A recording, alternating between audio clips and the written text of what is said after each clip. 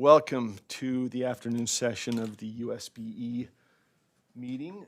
We're going to call it to order and just remind everybody, in the case of an emergency use, the two west doors leading to the hallway are available to exit the building. We're meeting in a hybrid setup today, so let me do a roll call vote. Oh, thank you. And see who we've got with us. Member Bogus. Yes, sir.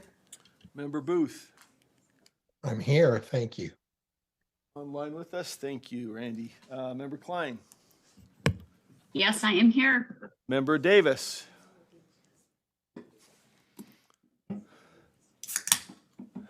Member Davis, I know, is trying to join remotely, may not be with us right this second, but she might be joining us from abroad. Vice Chair Earl. Yes. Member Green. Yes. Member Green, are you with us online? I am. Okay, gotcha. Okay. Vice Chair Gotcha. Hart. Mr. Hart. I'm online. Okay, Member Hymas. Here. Member Carey. Member Carey. Let's see, not yet. Member Lear. Yes. Member Norton. Yes, online. You're online? Okay. Yes. Member Real. Real is here online. Gotcha. Member Straight. Here. Member Wood. Yes. And Member Moss is here. Okay, so we've got a few items of business. We'll start with the Utah State Board of Education resolution. I'm going to relinquish the chair to. Do in case of emergency. Oh, yeah, I did. Oh, you did. We got the sorry. two. All right. Yep. Sorry, my apologies. Case of emergency, head that way. So I'll defer. We're going to go back and forth a little bit. So Vice Chair Earl will take over this resolution and support because I had a part in the document that's in backup. So I'll turn it to her to run that one. All right. So we are on item number 2, and I'm going to go ahead and you have a motion to place on the table? I move that the board adopt, sorry, just a second here.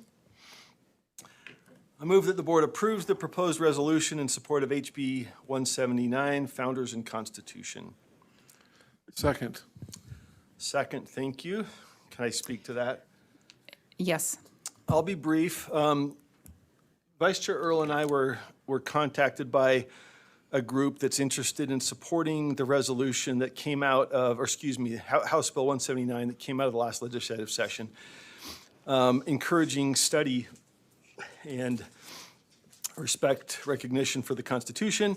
So I took the first crack at putting together some ideas that seem to implement the letter and spirit of that bill.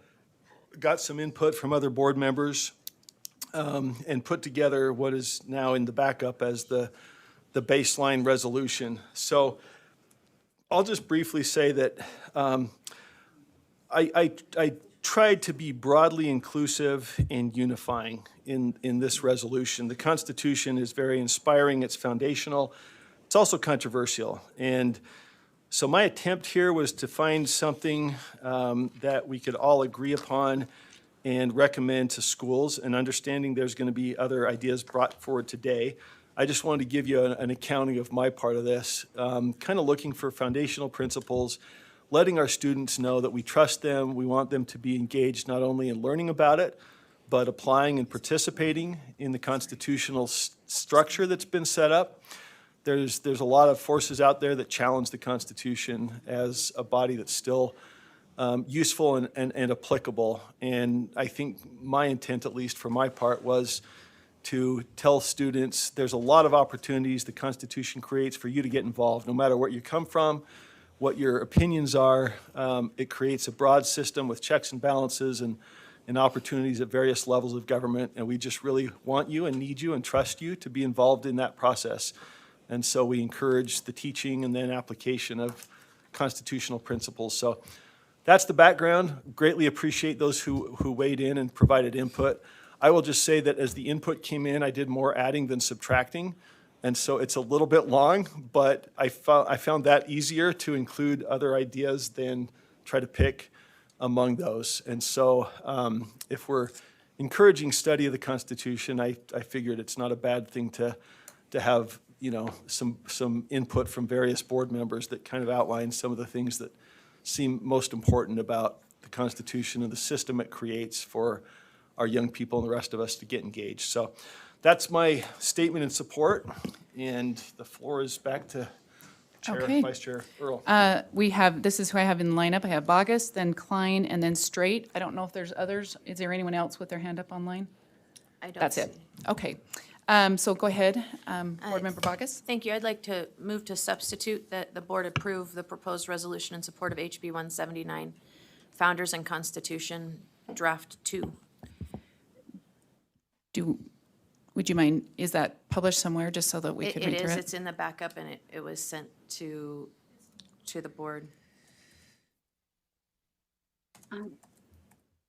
I would second that, just to have opportunity to have her go through and explain what she's added. Okay, you can speak to your motion. Awesome, thank you. So, and just for clarity, I did meet with Chair Moss last night. We had I thought we had a really great conversation. Ultimately, what I found in the first draft was that things didn't seem to follow in a logical or consequential order. And so some of what you see is just the same information, just reorganized in a way that builds for better impact. It distills things down to their core ideas. In line 20 and 21, I believe the language is of the people, by the people, for the people. There were two fundamental principles that I did add on 15, 16, 18, and 19 that I thought really characterized what was going on in that time frame from specifically 1764 through 1776 and then back into 1787, 88, and 89 that really characterized the rumble that comes up to the Constitution after the Federation was deemed inadequate for what they were trying to do. You'll see that I did change some language in line 32 because I think that it is the board's desire for students to be taught. They don't have to agree with it, but that they are to be taught respect and understanding.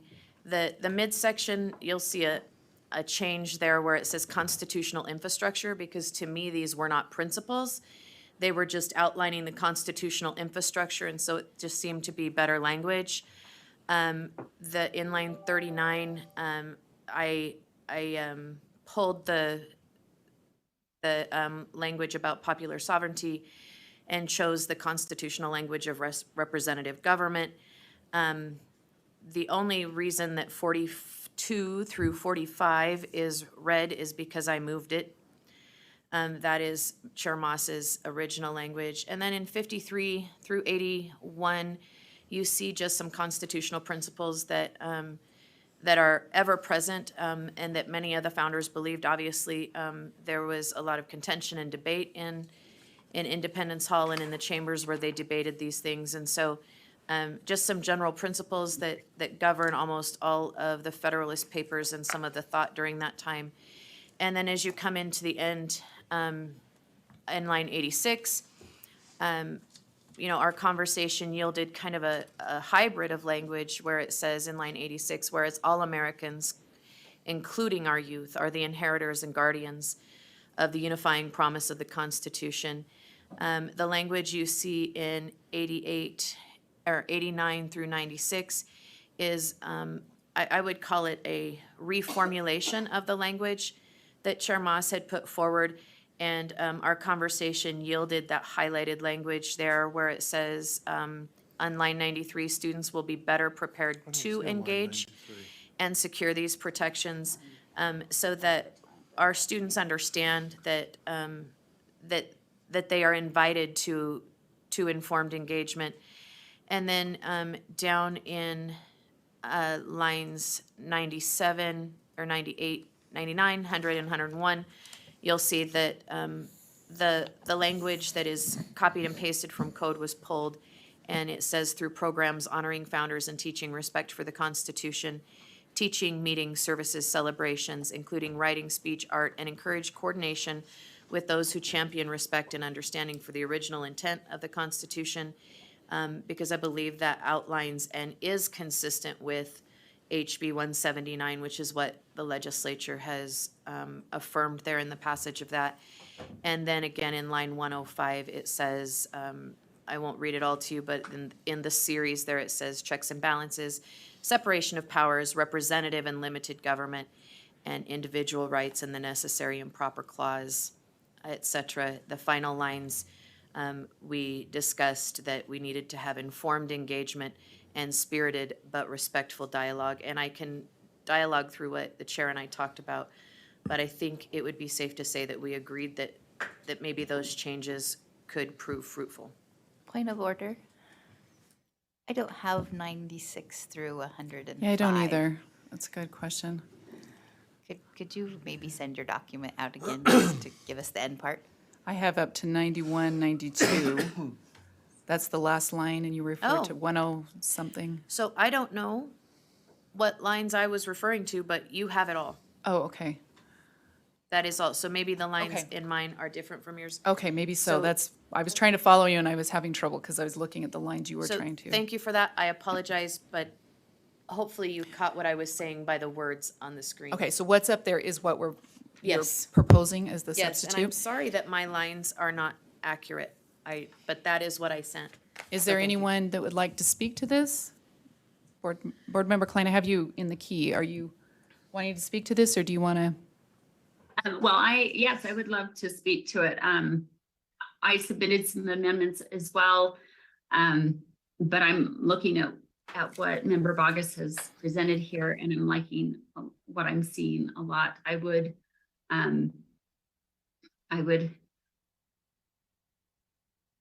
like to just amend the last paragraph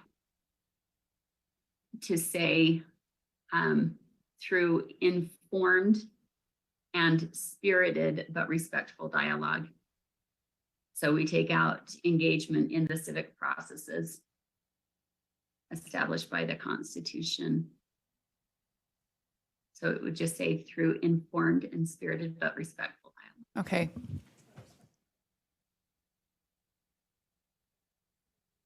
Okay. So do we have a second?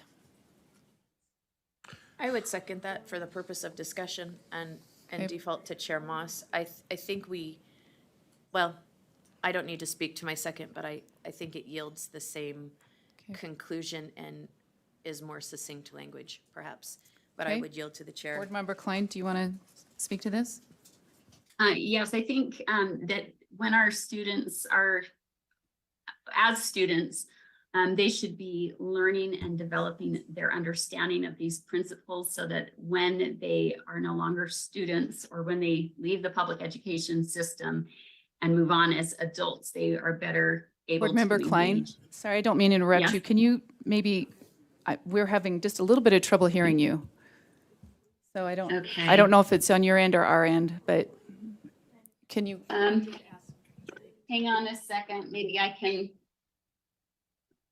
I don't know if, let me plug in my mic. We Hang on. we can hear her online fine. So you it might can. be in the Can the room. rest of you hear her okay?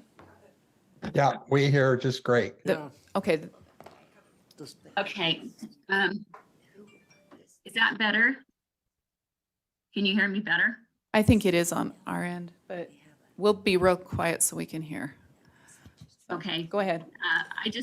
I think it's important that during the K-12 years, that students are focused on learning and to understand, have a deep understanding of constitutional principles, and so that they are then prepared upon graduating and becoming adults of age to vote, that they can then engage in an informed manner in the civic process. As far as engaging in mock civic processes while they're in K-12, I think that that's a good thing. So long as it's found, those mock experiences are also based on the principles of the Constitution and the Declaration of Independence. But I think the actual civic engagement, as far as that goes, should happen after the fact, once they've developed this deep understanding of constitutional principles. Okay, so the motion or the amendment before us is Board Member Klein wants to amend lines 91, 92 of draft 2, that the board amend line, oh, sorry, repeat it here. Amends line 91, 92 of draft 2 to strike informed engagement on line 91 and add informed and before spirited. That I don't know if that's, on line 92? I don't know if we can see the original language next to that. That would be helpful.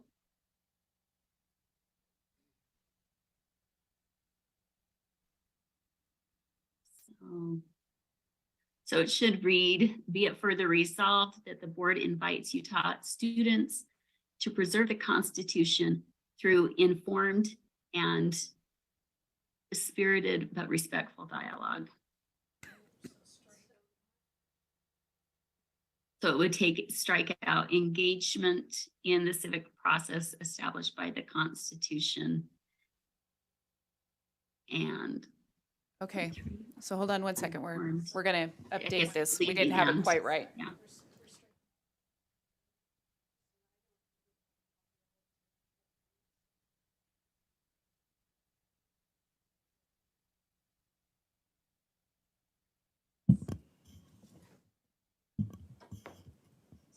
Informed and spirited but respectful dialogue.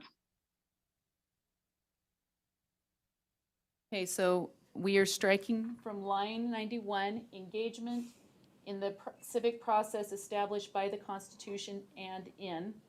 And what we're putting in Yes. place is informed and spirited but respectful dialogue.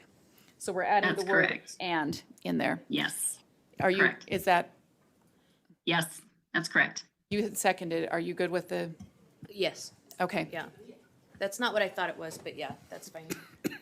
Okay, and that's in the second draft that we're talking about right now. Board Member Straight, did you have a comment to this?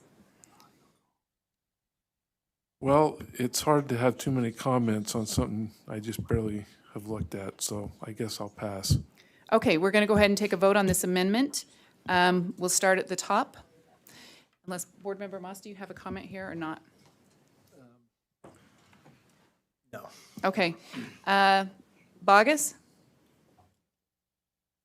Wait, do you want me to read? It's No. the amendment, okay. No, I apologize. You're all right. Do you want me to come back? Booth? Yes, please come back. Booth? Yes. Yes, Klein? Do you know what we're voting on? Maybe I better make sure.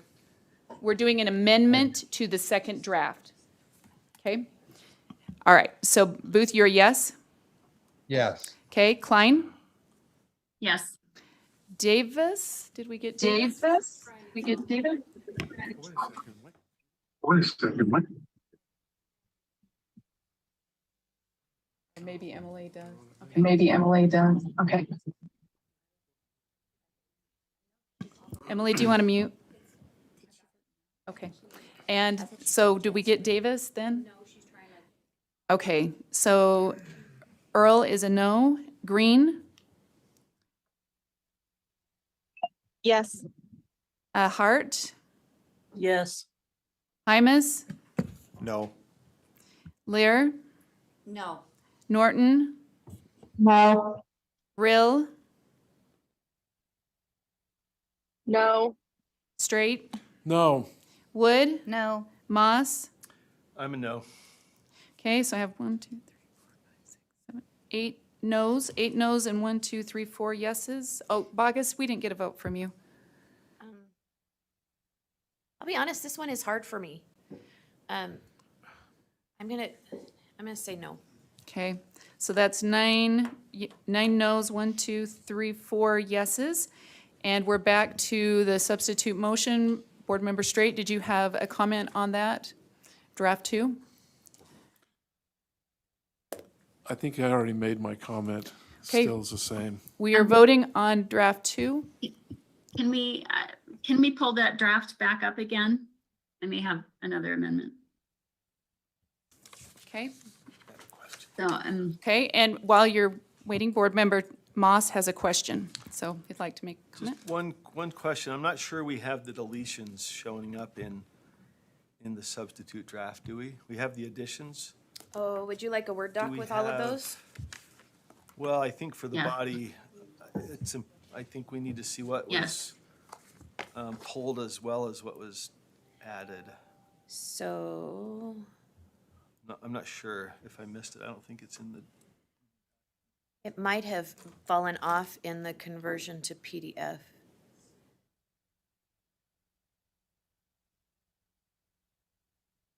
There we go. And Angie, you want it? Yes, please.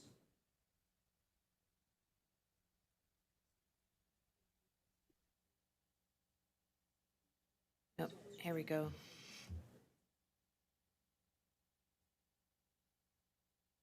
There you go.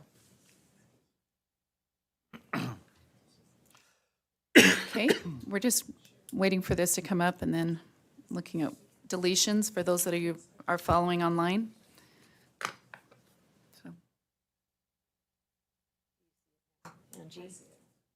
Did it come through to you, Chair? let's see. Want me to fill the void with a comment?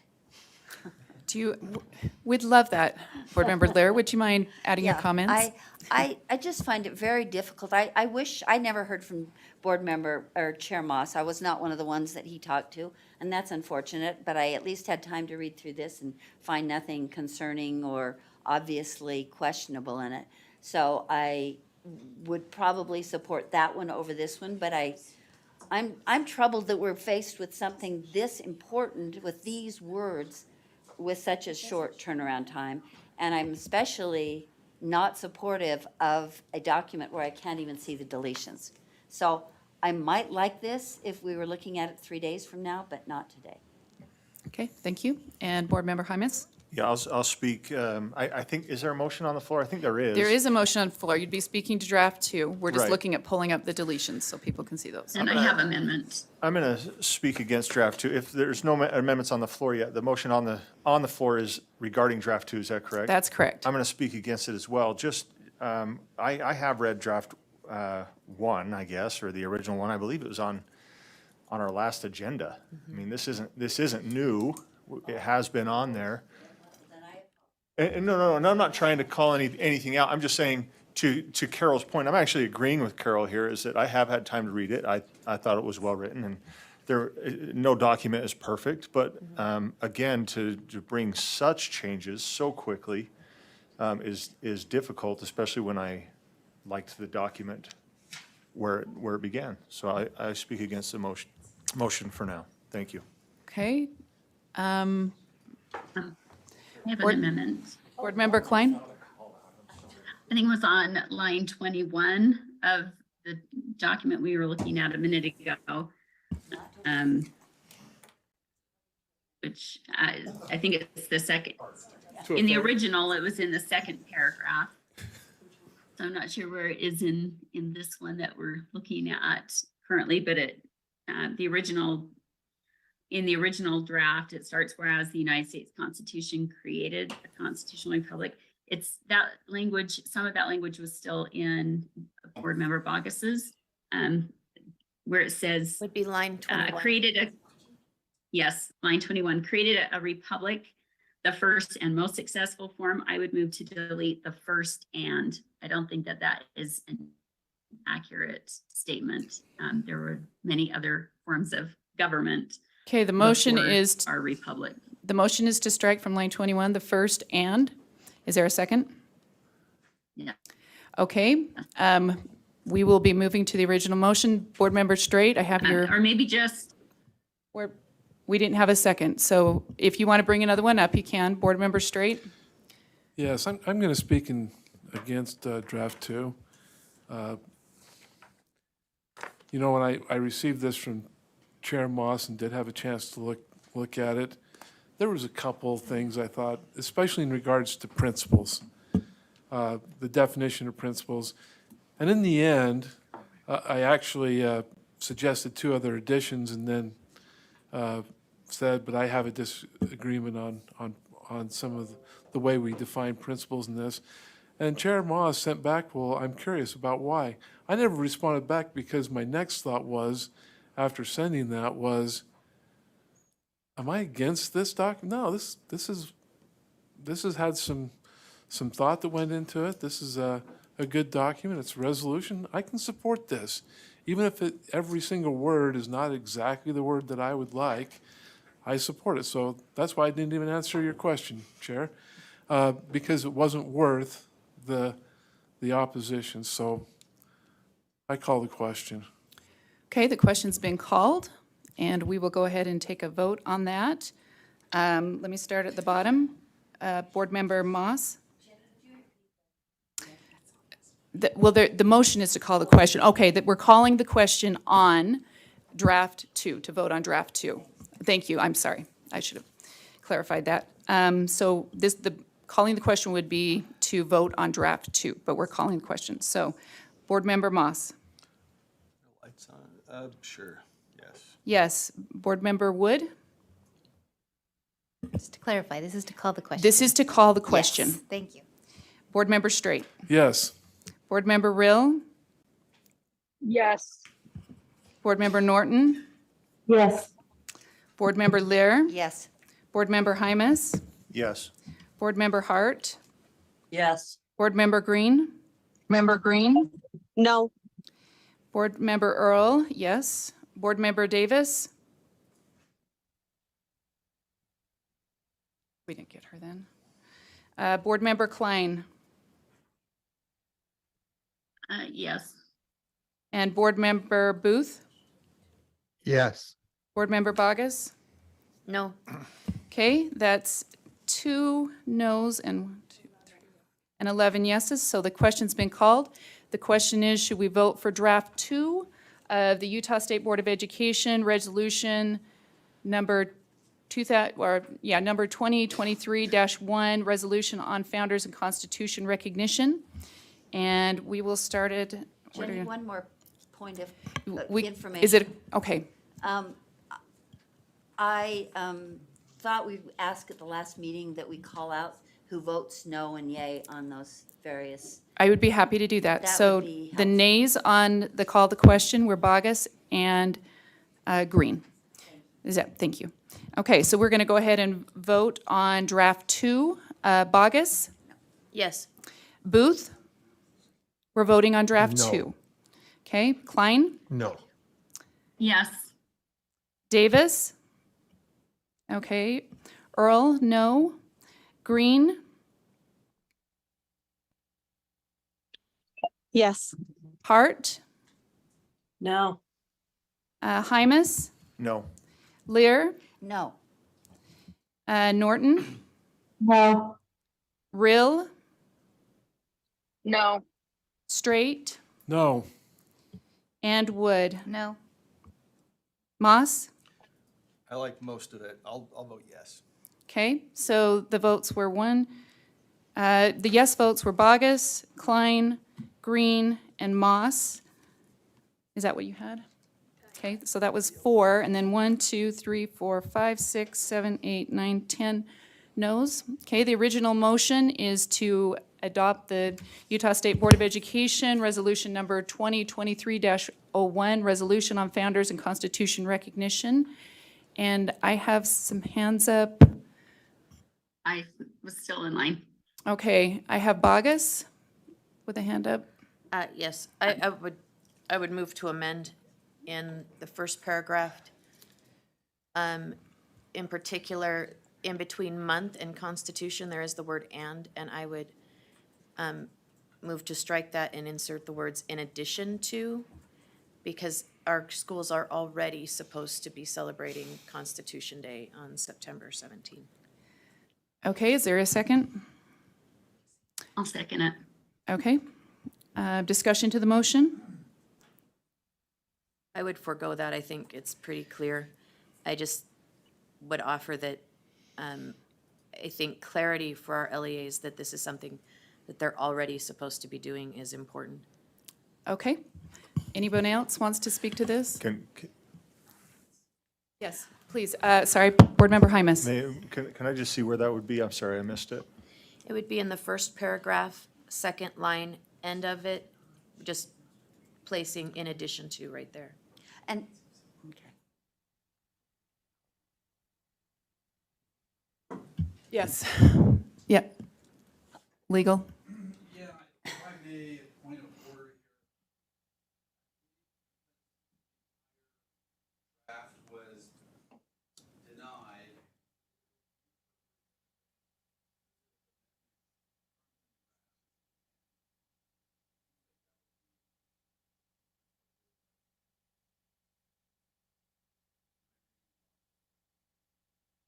I would ask for a parliamentary inquiry. Okay, we'll do a parliamentary inquiry. So give us just a second to check on that. I'm not sure what. So the Sorry, question what was AG raised, the question was raised, the motions from, the amendments from draft 2, whether or not those motions could be made separate in the first draft. So we're looking into that right now. And I have a question while that's in process, if that's okay.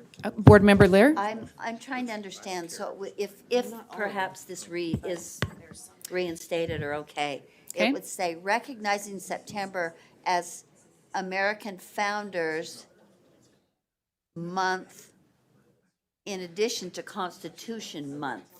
Would you not need to add that month? I think it says Constitution Day, the 17th. As American Founders Month, then, wouldn't you need to add in addition to, because it doesn't make sense to me without putting month or day or something after Constitution.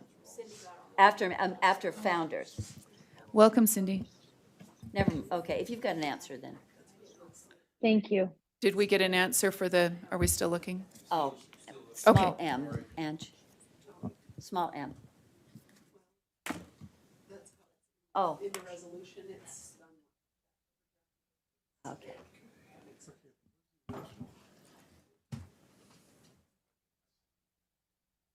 Okay, Can you tell me the pages, please?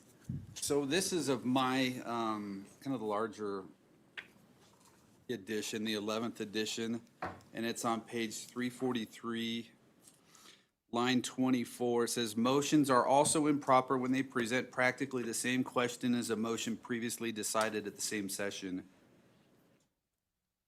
okay, the chair is ruling this out of line then. So then, So if you have a new can you motion, give me the line and verse? So line 24, line 25, on page 343, it's section 39, under improper motions.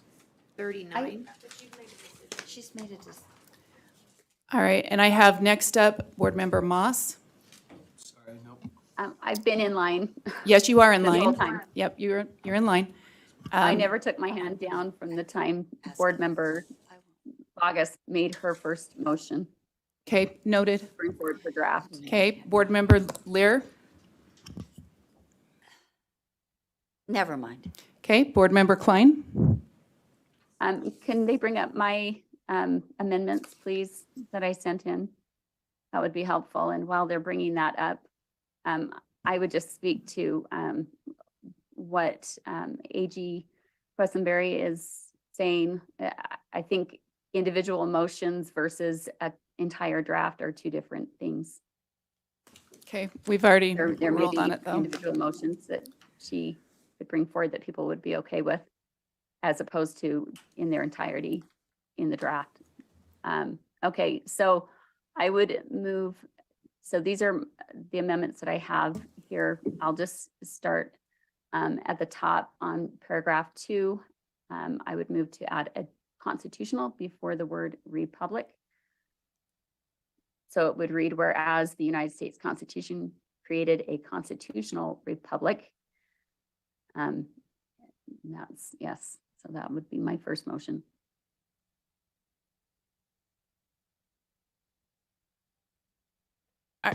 Are we doing these separate? Are you doing these all together or Yes. just one at a time? I'll do them one at a time. Okay, is there a second? Yes. Okay, the motion is that the board amend paragraph 2, draft 1, to add constitutional before republic. Is there any discussion to this? Okay, Can we see the language? Yes, yep. Just a second. Do we have someone working on that? Okay, thank you. You guys are awesome.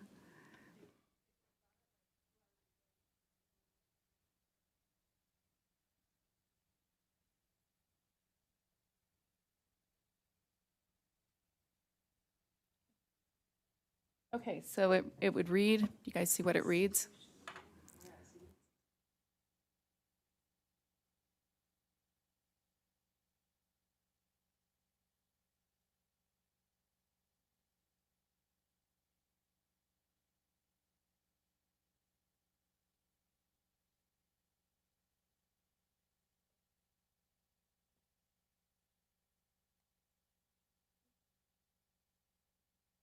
Okay, can you all see that now? Is there, okay, clear what we're voting on? So let me read it again. The motion is to add constitutional, so it would read, whereas the United States Constitution created a constitutional republic, the first and most successful form of government that establishes rule by the people for the people. Okay, and we will vote on that. Board Member Bogus, do you have a comment? I have your, Oh, in the key. not on this one, no. Okay, I do, may I speak to this? yes, yep, that's the comment part. Well, yeah, okay, so it does bother me when we do quotations that are not actual quotations, where we, you know, whether it's purposeful or not, we're leaving off language, and the language is of the people, by the people, for the people. And so I just believe if we're gonna reference by quotation, we should do so accurately. That would just be my only thought. I would say that's a friendly amendment.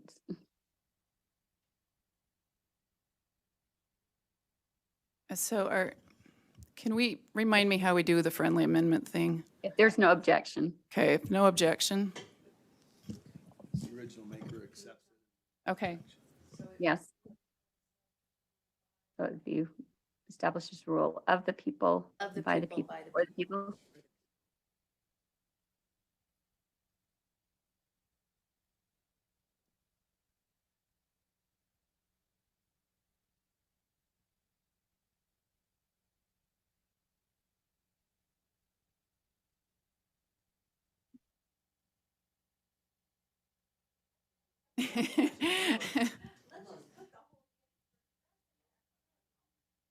Okay,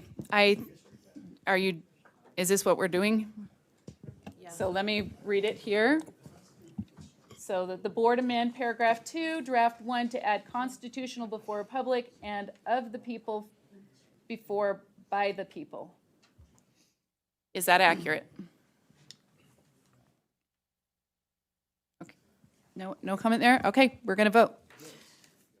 So the vote is, you guys all know what you want me to read it one more time?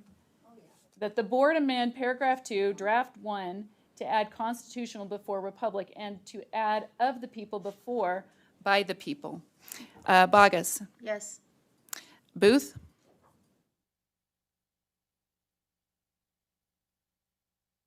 Yes. okay, Klein, Yes. Davis, No.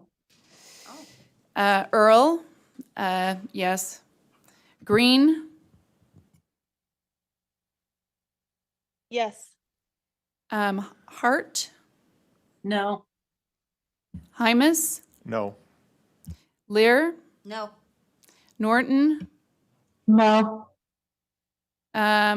Rill, No. Wood, No. Straight, No. Moss. Yes. Okay, 1, 2, 3, 4, 5, 6, 7, no, 8 no's, is that what you have? 4, 5, 6, 7, 8, I have 8. Let me read off, I have Bogus is a yes, Booth is a yes, Klein is a yes, Earl is a yes, Green is a yes, and Moss is a yes. And then we're missing Carrie, that's the only one. Is that accurate then? So 9 noes, and then, however many is that? 1, 2, 3, 4, 5, 6, 8? 8 noes. Okay. I have Bogus. I have you on. Oh, I'm in line. Okay. I think there was a division of Natalie's amendments and There was no division of amendment. She made one amendment. Now we have the next person in line. Bogus, do you want to? oh, yeah, I'd be happy to. So in paragraph 1, 2, 3, actually, no, before that, I would just move to strike the language principles of the Constitution. Okay, so on line, Just literally move to strike and just strike the language principles of the okay, Constitution. the motion is to strike the language principles of the Constitution. Where is that? Oh, right there. Is there a second? Okay. Board Member Straight. I think Emily seconded it. Oh, do we have a second? I didn't hear. Yes, I'm. Oh, still on okay. that mute button, but yes, All right, please second that. there's a second. Do you want to speak to that? Yeah, so I just would offer that nothing in that section is what I would define or what is normed as principles. Okay, There are quotations, there are infrastructure assertions, but there are no actual principles. okay. Any, Board Member Straight, did you want to speak to this, or are you in line? I'm going to be in line. Okay. Let's go ahead and vote on this. I don't see any further. Board Member Klein, are you speaking to this? No, I'm just in line. Okay, so let's start at the bottom. The question is, to draft 1, we're making an amendment that the board strike the header principles of the Constitution. Board Member Moss? No. I'm sorry, I've had my Yes. hand up. Yes, I'm sorry. Go ahead. Board Member Green, apologize. Well, I don't know if, I guess this is point of information. Yes. Could we actually discuss what, the principles are per se? If a quote is considered a principle, or if we needed to take the time to develop that, if board members are saying we need a little bit more time, and we felt like the principles aren't laid out as actual principles, could we discuss that? I don't know how we do this Okay, as a well, board. you would have to have some kind of a motion, it would seem. But I think we're speaking to the amendment currently. So you would be speaking for, it sounds like, striking it, or is that accurate?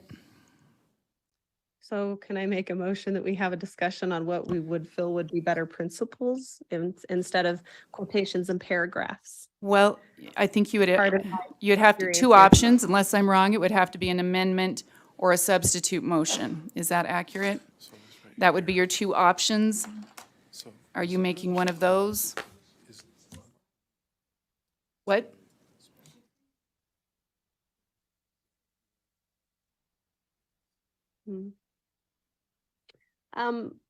Are you asking for someone to answer that? Is that, Yeah, yeah. did you have a favorite person you would like to answer that question? A board member? I don't know. I don't see Robert Austin here, so I could move that to the maker of the motion. the maker of the motion, could you discuss that?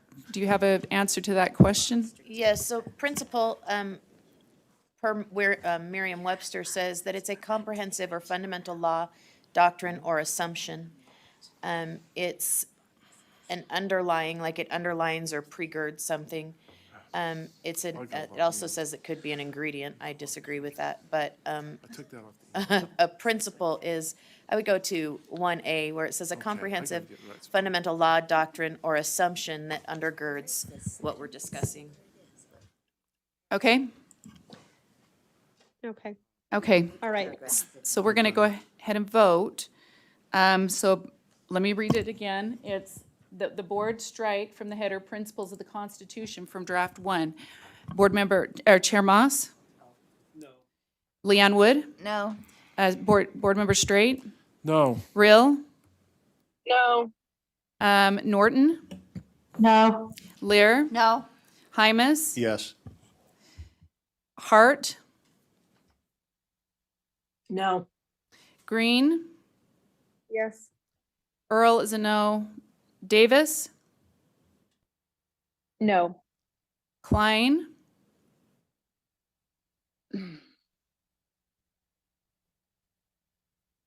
Sorry, this is a hard one. okay, Booth, we'll come back to you. Booth, No. Bogus, Yes. and Klein.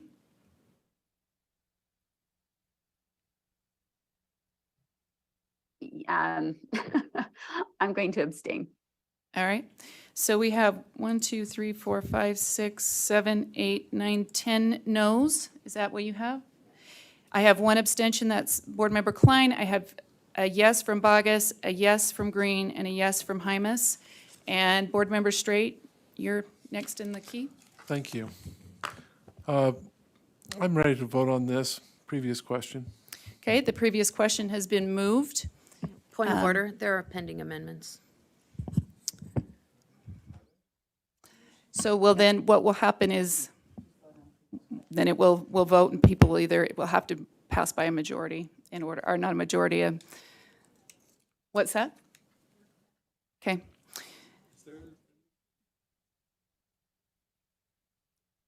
Okay, let's go ahead at the top. So this is moving the question, to call the question. Bogus, No. Booth, Yes. Klein, No. no. Davis,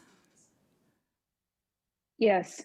yes. Earl is a yes. Green, No. Hart, Yes. Hymas, Yes. Lear, Yes. Norton, Yes. Rill, Yes. Straight, Yes. Wood, No. and Moss. No. Okay, that makes 1, 2, 3, 4, 5 noes. How many yeses? 1, 2, 3, 4, 5, 6, 7, 8, 9 yeses, so that does not pass. And next in the key, I have Board Member Klein. Okay, if you can bring my amendments back up.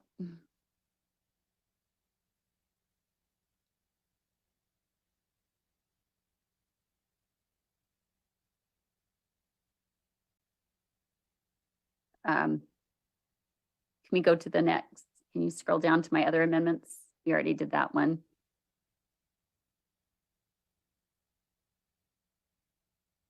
All right, if you can go down, I'd like to do one farther down first. Can you tell them which one? Keep going to the one with the full paragraph. Right there. So it's paragraph 12. I would move to replace that paragraph in total with the following language. Whereas recognizing that keeping a republic requires informed citizens, Utah's students are encouraged to learn, 1, the principles of good government as articulated in the U.S. Constitution and Declaration of Independence, 2, how the power and authority of the federal government can and should be legally limited in order to maintain its legitimacy, and 3, the importance of self-government based on moral and religious principles. Through an ongoing study of these principles, students will be better prepared as adults to secure the protections of individual liberty at the local, state, and national levels, and in so doing, help to form a more perfect union for current and future generations. Okay, is there a second? Yes. Okay, there's a second. Is there anyone, Board Member Klein, do you want to speak to this? No. Okay, so we're adding this Clear. paragraph to it. Are we striking another one? Is that accurate? Yes, it would replace the current paragraph that starts the same way. So paragraph 12. So we're striking, I don't know what number that is, yeah. The one that has Right there. keeping a republic paragraph, Yes.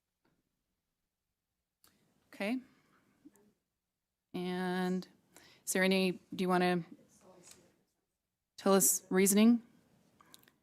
You want to speak to it? I just think it's more clear, gets to the heart of things. Okay, Bogus, I have you up. Are you speaking to this? No, I do like that it adds clarity. No, I'm just gonna say no, sorry. Okay, Board Member Davis, are you speaking to this, or I have you in the key? Okay. Yes, well, I either have a substitute motion, or if it's not specific enough to this motion, I have a main motion. And you can tell me when it's appropriate to put it in, but I move to postpone this agenda item and ask leadership to send it to a committee for committee work. Right now. It would need to be a substitute motion. Are you making a substitute motion, Board Member Davis? Yes, I am. My understanding is that this hasn't been through a committee. It really needs to go through a committee. Oh, I guess you need a second before I speak. Second.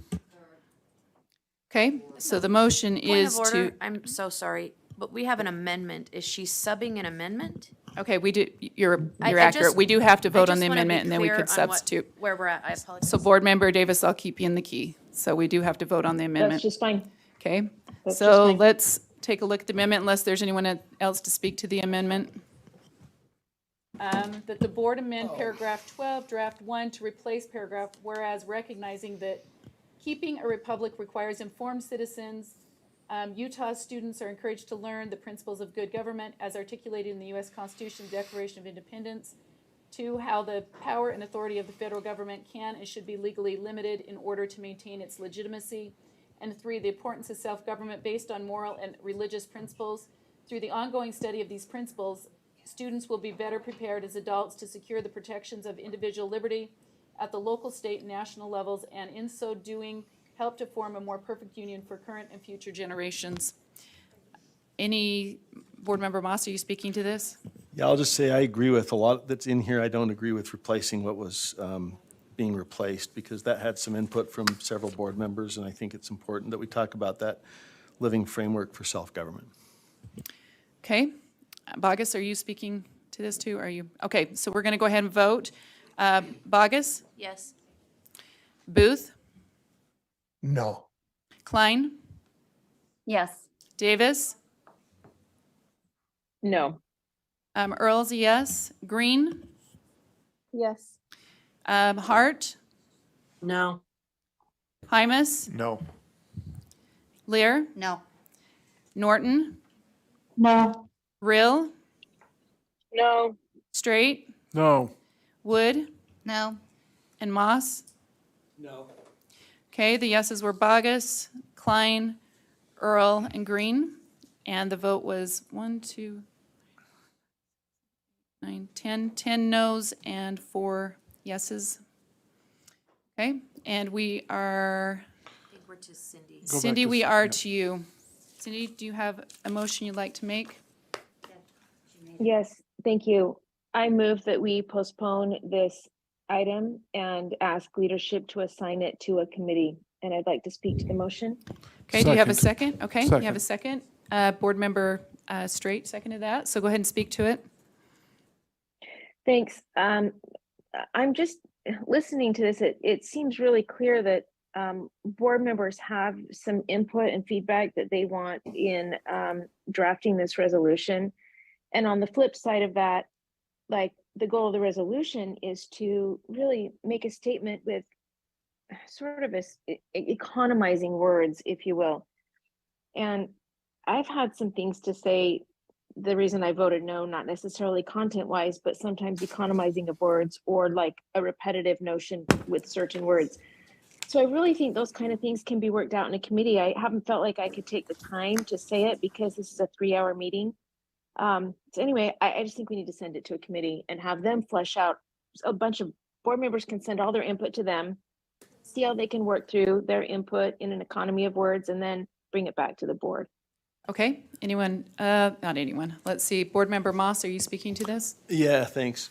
I appreciate the input. I think the problem is this has been pending since May. We tried to bring it forward. We had too much going on with standards. We as leadership didn't feel it needed the particular expertise of a committee that everybody could weigh in. I think we're having an opportunity to do that. And if we send it to committee in August, it doesn't come back till September, which is right in the middle of the month that we're asking schools to celebrate. So I think it's been bumped a couple of times. And I think we've got an opportunity here to pin it down with people's input and send off something that can encourage folks to think about how they're going to do this in September rather than waiting till September. Okay, I have Straight. Yes, thank you. So I'm gonna support this motion. I am sensitive to the fact that this has been on the docket for some time and we weren't able to do it on our last board meeting but I'd also like to speak to the process a little bit in the sense that one of the real challenges today is we have our 3-hour board meeting. We're on our first agenda item and we're making wholesale changes. It's hard for me to digest. We had the exact same thing happen with our rule on House Bill 400, where it got bogged down in unnecessary time. And I worry about editing things so much on the fly. Now, one board member did have it, or maybe two, but I didn't see it till right now. So it's really difficult for me to make the type of judgment that I worry about regretting.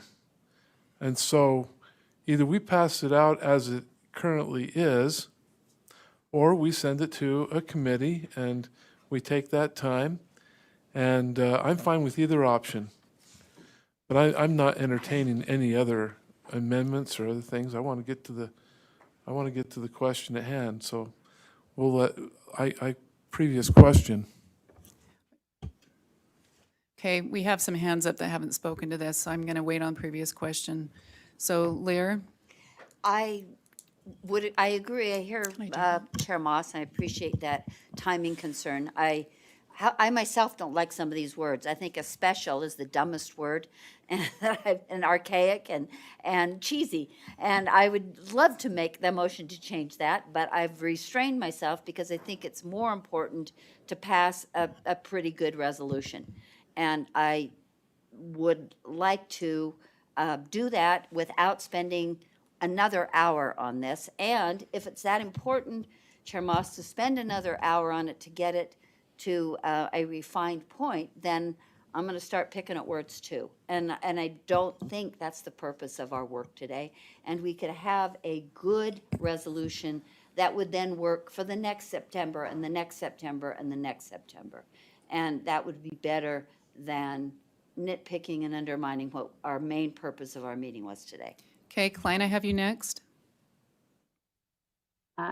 Yes, I have, if you can go back to my amendments. We're on a substitute We're motion still here. doing that. Yep. Okay. Well, I'm just, my question is,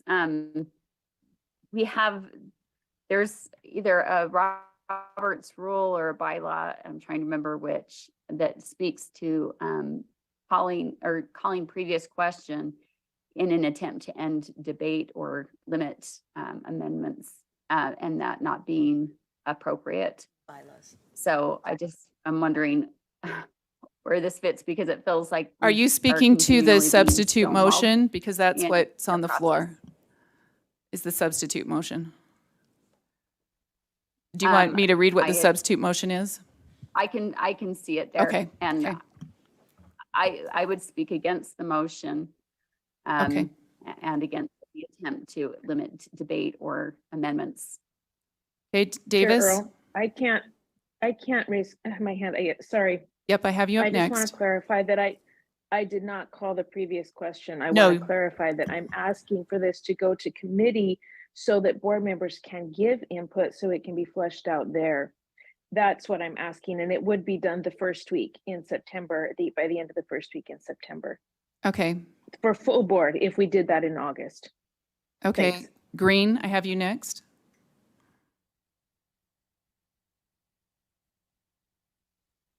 Yeah, I'm so Are you- sorry. This is Yeah, speaking to the substitute motion to put into a committee. well, I could support that, and I think it's just highlighting that we obviously all have further conversation and discussion that we would like to have. You know, people saying that they didn't have enough time to read what is. I'm thankful for people that have taken the time to put forward amendments and other drafts to consider because that is taking time. There was like one sensible comment, they're like, hey, Yes, this seems like it's pretty controversial. I think Probably we should No, he's. do So this in committee and bring it back to the full board once these it doesn't get fleshed out. we've got We someone can all that's, hear And you. they're like, nope. yeah, Neil Stevens, we can. It's Brian. We can No, all it's hear you. not. Okay, so we had someone else that was on for a minute there. Board Member Green, are you done? Yeah, almost. I Okay. think I would like to be able to be involved a little bit more. I do think that we could make it a very solid document or resolution that we're proud of. I think the restructuring on draft 2 is something that I supported because I do think it built really well. It kind of one line led to the next. So, and I think we could have an opportunity to really make this something that we're all proud of. So I'm in support of Okay, that. so Bogus, did you want to speak to it? I don't want to speak to it. I'd actually move to amend and to insert the word special committee so that A, we could perhaps get it done before the August board meeting, and B, it would be maybe a more fruitful and inclusive process. Thank you. Okay. Do I have a second? If the maker, who made it? Cindy Davis, Board Member Davis, are you good with that wording? And I can articulate what that says. Where am I articulating it at? If there wasn't this celebration thing that people were trying to get this out for, I would be, but not. I think we need to just go with the committees that we have, and I don't care which one. So Pick one that you okay. think will be the best, and let board members give input, and then work with that input and see what you can come up with for next time. Okay. Okay. So then that wouldn't work, right? Does she have to? You did make an amendment. Okay, she did make an point of amendment to the. clarification. Okay, and Emily Point of seconded. clarification. Yes?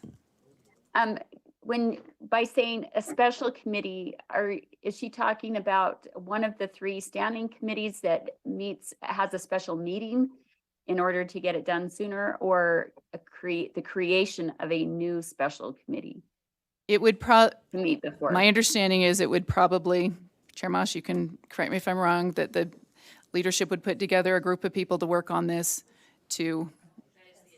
okay, that's what would happen, to work on this and bring something forward in August for the board to consider as a draft 3 maybe. Am I understanding that correctly? Okay.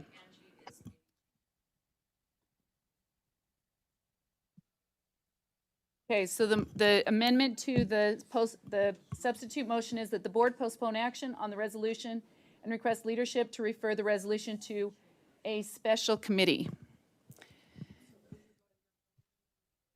We're just, my apologies, we're voting just on the word special. Okay, and Board Member Klein, do you have your hand up for this? Not for this, no. Board Member Straight, are you speaking to this? Well, I wonder what the parameters are because all of our committees are special, but what Yes, does they that are. mean? What does that mean, a special committee? What's the composition? The composition probably would be left up to leadership, and those that are interested would contact leadership to be part of that. That's what that would look like, so, Okay. unless we could make Are- 5 are more we- motions. Are we limiting the committee to a certain number of Well, board you can't members? have more than 8, so. Or anybody that's interested? So it would, what's that? Yes, it would be up to 7. Okay, Would this be, may I ask a question? yes. Would this be similar to what we had structured for the RFP for the social studies? I would envision it something very similar, Okay. except for you have to do it on the 4th of July instead of going to your family parties. But other than that, I'm teasing. Another question. Yes, one other Is this- question? will this be a special committee of just board members? I cannot verify nor deny that one. What is the, I would like that to be clarified in the motion, if it is just board members or if there are others that would be included in that committee. then So, make an, Chair Earl? Yes. If it would be acceptable to Member Green, then I would amend it to say special board committee. Okay. If it would be acceptable to the. it's Klein, but did you say Green? Did you mean Well, Klein? Member Green seconded the motion, Okay, oh, I see. and so I Sorry. want to ensure that she's on board with that, but if that provides the clarity Member Klein is looking for, that's fine. with me. Okay, special board then is what the language is used. Okay, we're ready to vote on that. So the amendment is that we add special board to, Her question, that's a yes for me. sorry, go Thank you. ahead. Board Member Green? I was just saying, Member Bogus had asked if that was okay for me. Yes, that's fine with me. Okay, thank you. Sorry, I got a little ahead of myself. Okay, so we're voting on adding the amendment to the substitute motion for special board. Let's go ahead at the bottom. So Board Member Moss? Wood? No. Straight?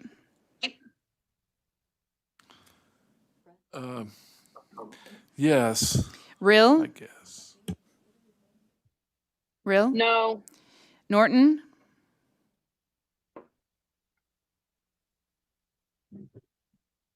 Lear? Hymus? No. Hart? No. Martin's a no. Who was that? Okay. Green? Yes. Earl's a yes. Davis? No. Klein? Yes. Booth? Yes. And Bogus? Yes. So 1, 2, 3, Uh, 4, 5. Chair, 6, change my 7. vote to a no. Okay. So that motion fails, and we go back to the original.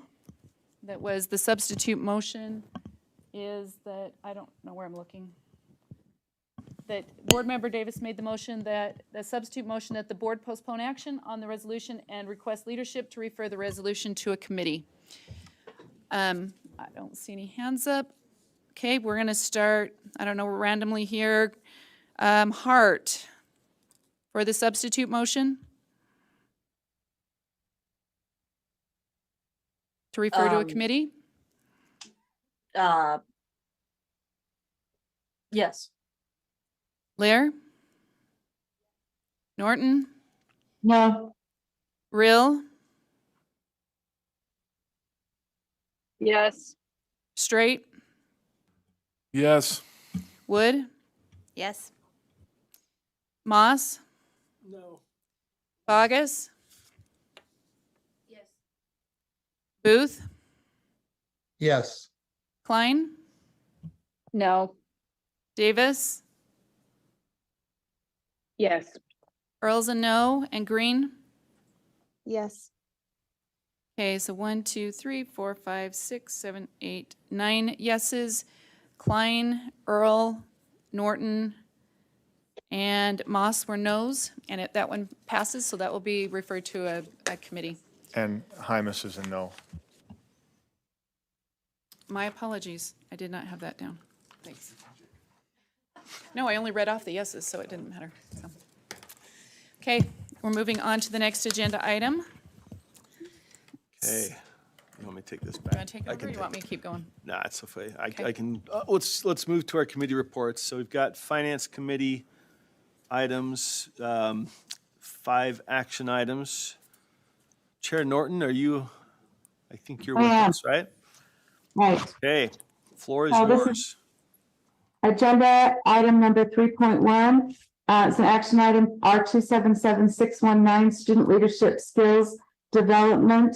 It is a repeal. The motion before the board is that the committee moves that the board repeal R277619, Student Leadership Skills Development on second and final reading.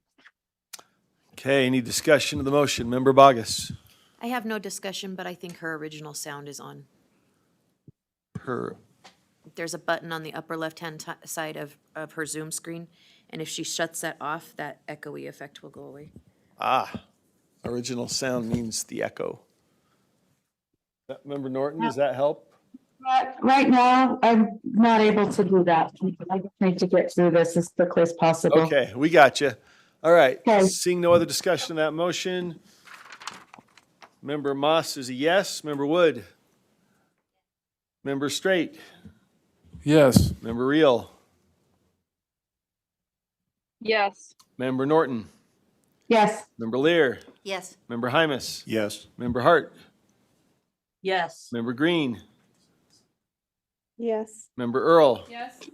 Member Davis? Yes. Member Klein? Yes. Member Booth? Yes. And Member Bogus? Yes. That motion passes unanimously. Back to Chair Norton. Okay, agenda item 3.2, another action item. This is updates from special education rules. Manual incorporated by reference to R277-750 education progress for students with disabilities. The motion before the board is that the board approves updates to the special education rules incorporated by reference in R277-750. Okay, discussion of that. We've got Member Lear and, let's see, Member Bogus and then Member Lear. Okay, and- Member Lear.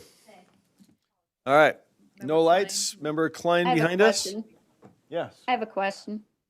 Just wondering, on all the manuals that are incorporated by reference, do they always come before our committee before changes for our approval?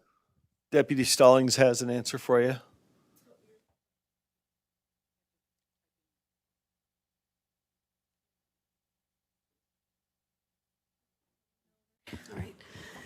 Angie Stallings, Deputy Superintendent Policy. Yes, every time a manual that is incorporated by reference into a rule is approved, in order for it to be, take the effect or have the effect of law, it has to be incorporated by reference into the rule. And so, yes, every single one of those manuals are brought before the board, and you'll notice that the next agenda item is for the rule to be updated to include the incorporation by reference. So all of the manuals or documents that we incorporate by reference into rule are always brought right before the rule that, where they're incorporated into. Okay, follow up.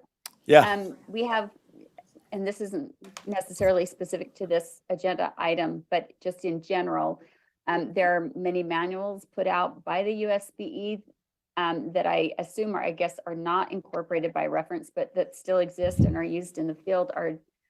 Is there any rule that or policy that requires them to be brought to us for approval before they're used in the field? Deputy Stallings, yeah.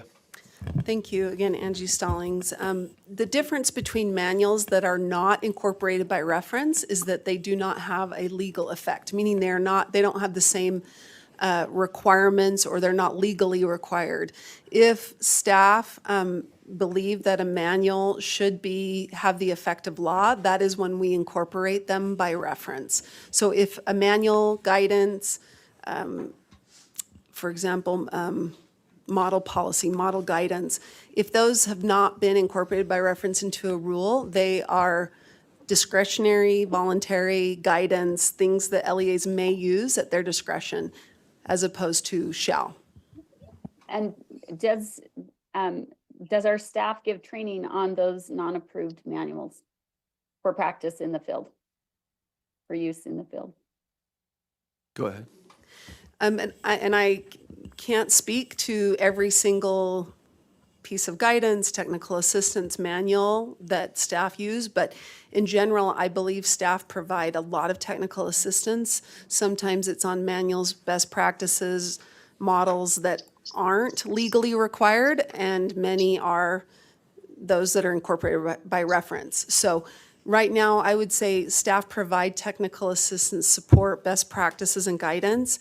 But to whether or not those are legally required or not would depend on whether the manual was incorporated by reference into a rule. I don't know if that helps. Board Member Klein, answer your question. I would say staff provide a lot of technical assistance on many manuals, but they're not all legally required. May I just request that staff send us a list of all manuals that are currently in use within districts that are not incorporated by reference for our review? I think we could get a preliminary answer to that, but it doesn't sound like it's immediately available. But Deputy Stallings, you want to just let us know what that would take, and maybe it's something we can consider in a further request? Yeah, it would be a whole agency effort to complete that. Okay. And I would request that, please. All right, let's take that offline and put the request in and see what we can do Thank about you. that. Member Davis? I think we had a hand up from Member Davis. No, I was just gonna suggest that conversation be taken offline. Got it, okay. We got that, so let's bring it back to the vote, I believe. Member Bogus, do you have a comment? I wanted to just make a comment for clarity. I know this takes us clear back to, I believe, May's finance meeting, but my understanding is there were 3 primary amendments to a single manual. Is my memory not correct? Deputy Because Stallings? the way the question was framed, it sounded like we were amending many, many manuals, and that's not my recollection of what happened. Correct. And the one manual was amended during committee, so thank you, Board Member Bogus, which is why the motion actually is to incorporate draft 2 was the committee motion, which included the amendments made by the Finance Committee. Okay. Draft I 2 just of the wanted manual. clarity on that, thank you. Yes. Okay. No further lights. Let's move to a vote. Motion is, or the recommended action is that the board approves updates to the Special Education Rules Manual Draft 2, incorporated by reference in R277-750. Member Wood? Yes. I'm sorry, Chair Moss. I apologize. Yes. Board Member Norton, you were going to make a substitute motion on this one for draft 3. I don't know if you remembered that. Yes, thank you very much for prompting me on that. We do need to make that as draft 3. So is that a new one we Is need that to in backup? consider? Is that? So it's in backup? It's already in there? Draft 3's Deputy been in Stallings. backup since before our June 1st meeting. And if you would like me to speak to it or Leah Voorhees to speak to it, there was a correction found after the Finance Committee meeting from a stakeholder. And so staff reviewed the request of the stakeholder and agreed with the request. And so that change is now in draft 3, which has been in backup since before the June 1st board meeting. Got it. Okay, so Could I that's been in the That you works. We've pointed got, us directly to that really fast. I do recall reading that, but I don't recall exactly what it is. Dr. Voorhees, would you like to? Yes, thank you, Chair. It's on page 245 of the redlined manual, draft 3. It's also, if you look at the abbreviated summary document that we created for you, it's on the very top of page 2, and it relates to the change that you made in R277-419 a couple months ago to change the process for when a student has been absent for 10 consecutive days or more, an LEA may continue to count the student with the disability and membership for 30 days. So it's simply making this manual match your update to R277-419. Okay, any further questions? Let's vote. The motion then is that the board approves updates to Special Education Rules Manual Draft 3, incorporated by reference in R277-750. Member Wood? Yes. Member Straight? Yes. Member Reel? Yes. Member Norton? Yes. Member Lear? Yes. Member Hymas? Yes. Vice Chair Hart? Yes. Member Green? Yes. Vice Chair Earl? Yes. Member Davis? Yes. Member Klein? No. Member Booth? Yes. Member Bogus? Yes. And Member Moss is a yes. Back to back to Chair, oh, I'm sorry.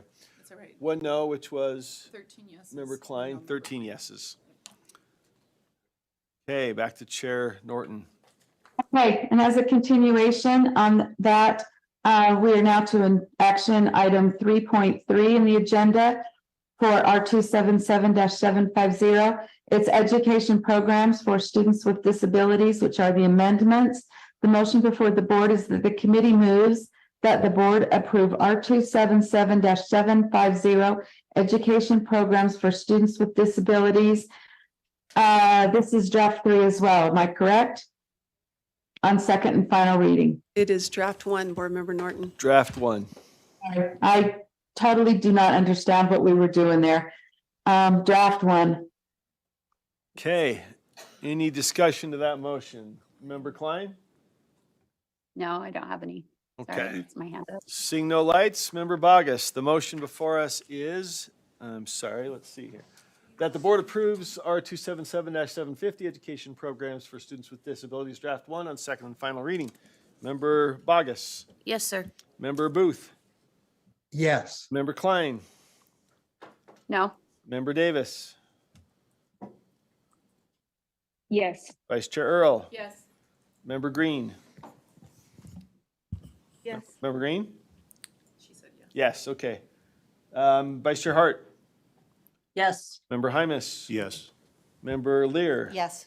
Member Norton, Yes. Member Reel, Yes. Member Straight, Yes. Member Wood, Yes. and Member Moss is a yes. That passes with the noes being Member Klein. Member Klein. 13 yeses, 1 no. Back to you, Chair Norton. Okay, agenda item 3.4. This is our PLC, regarding our PLC carry forward spend plan. This is an amendment to that.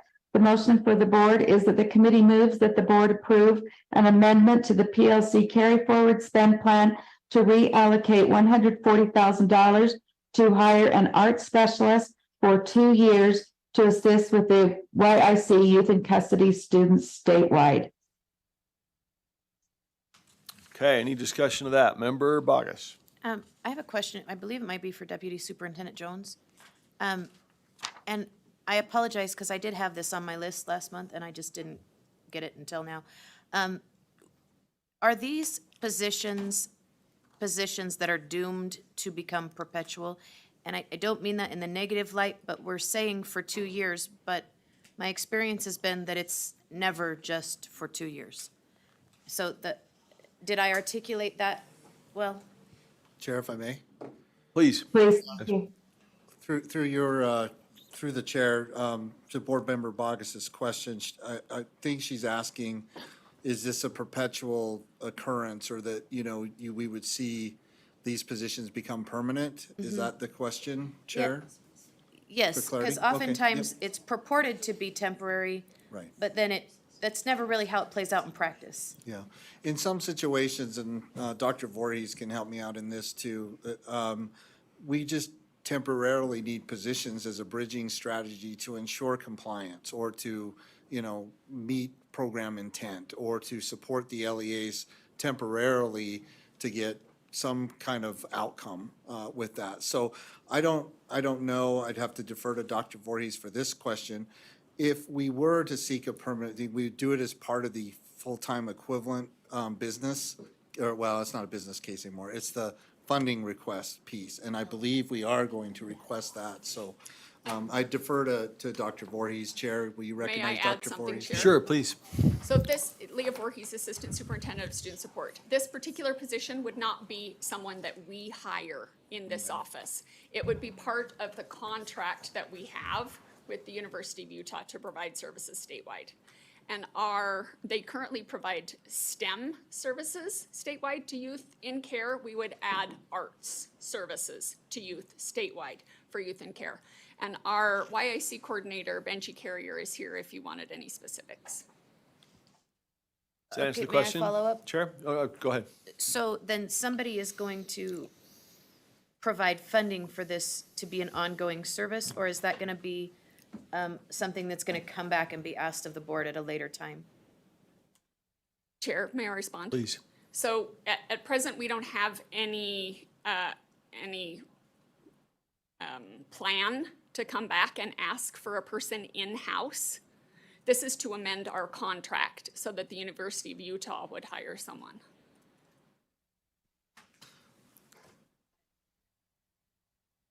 So, Go yeah, ahead. so Chair, so I'll correct on the FTE part of it.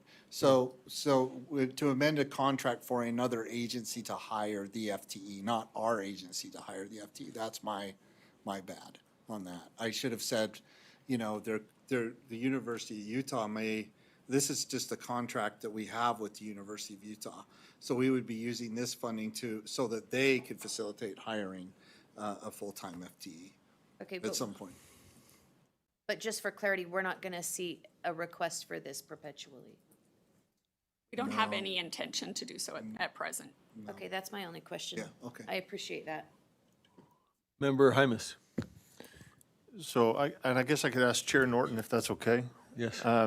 It talks about the spend plan. There's 200,000 designated to purchase a state contract for online credit recovery.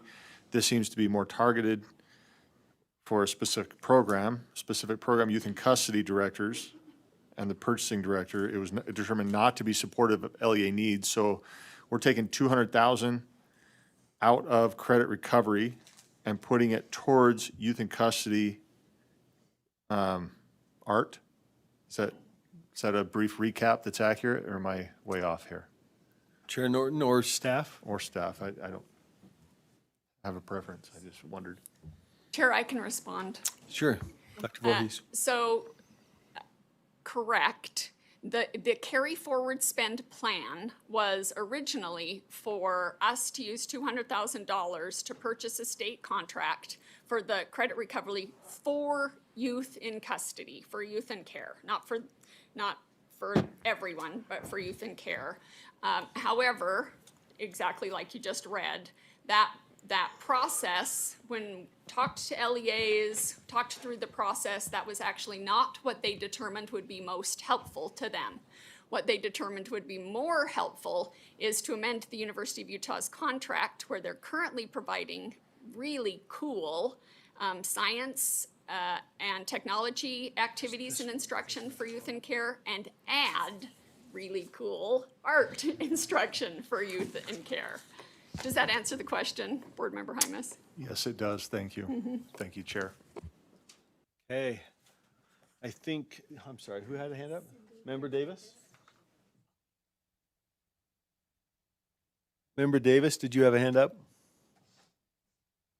Yeah, I was gonna say, I asked about this in the meeting. I mean, this is their money and they're moving it to where they see it's needed. Thanks.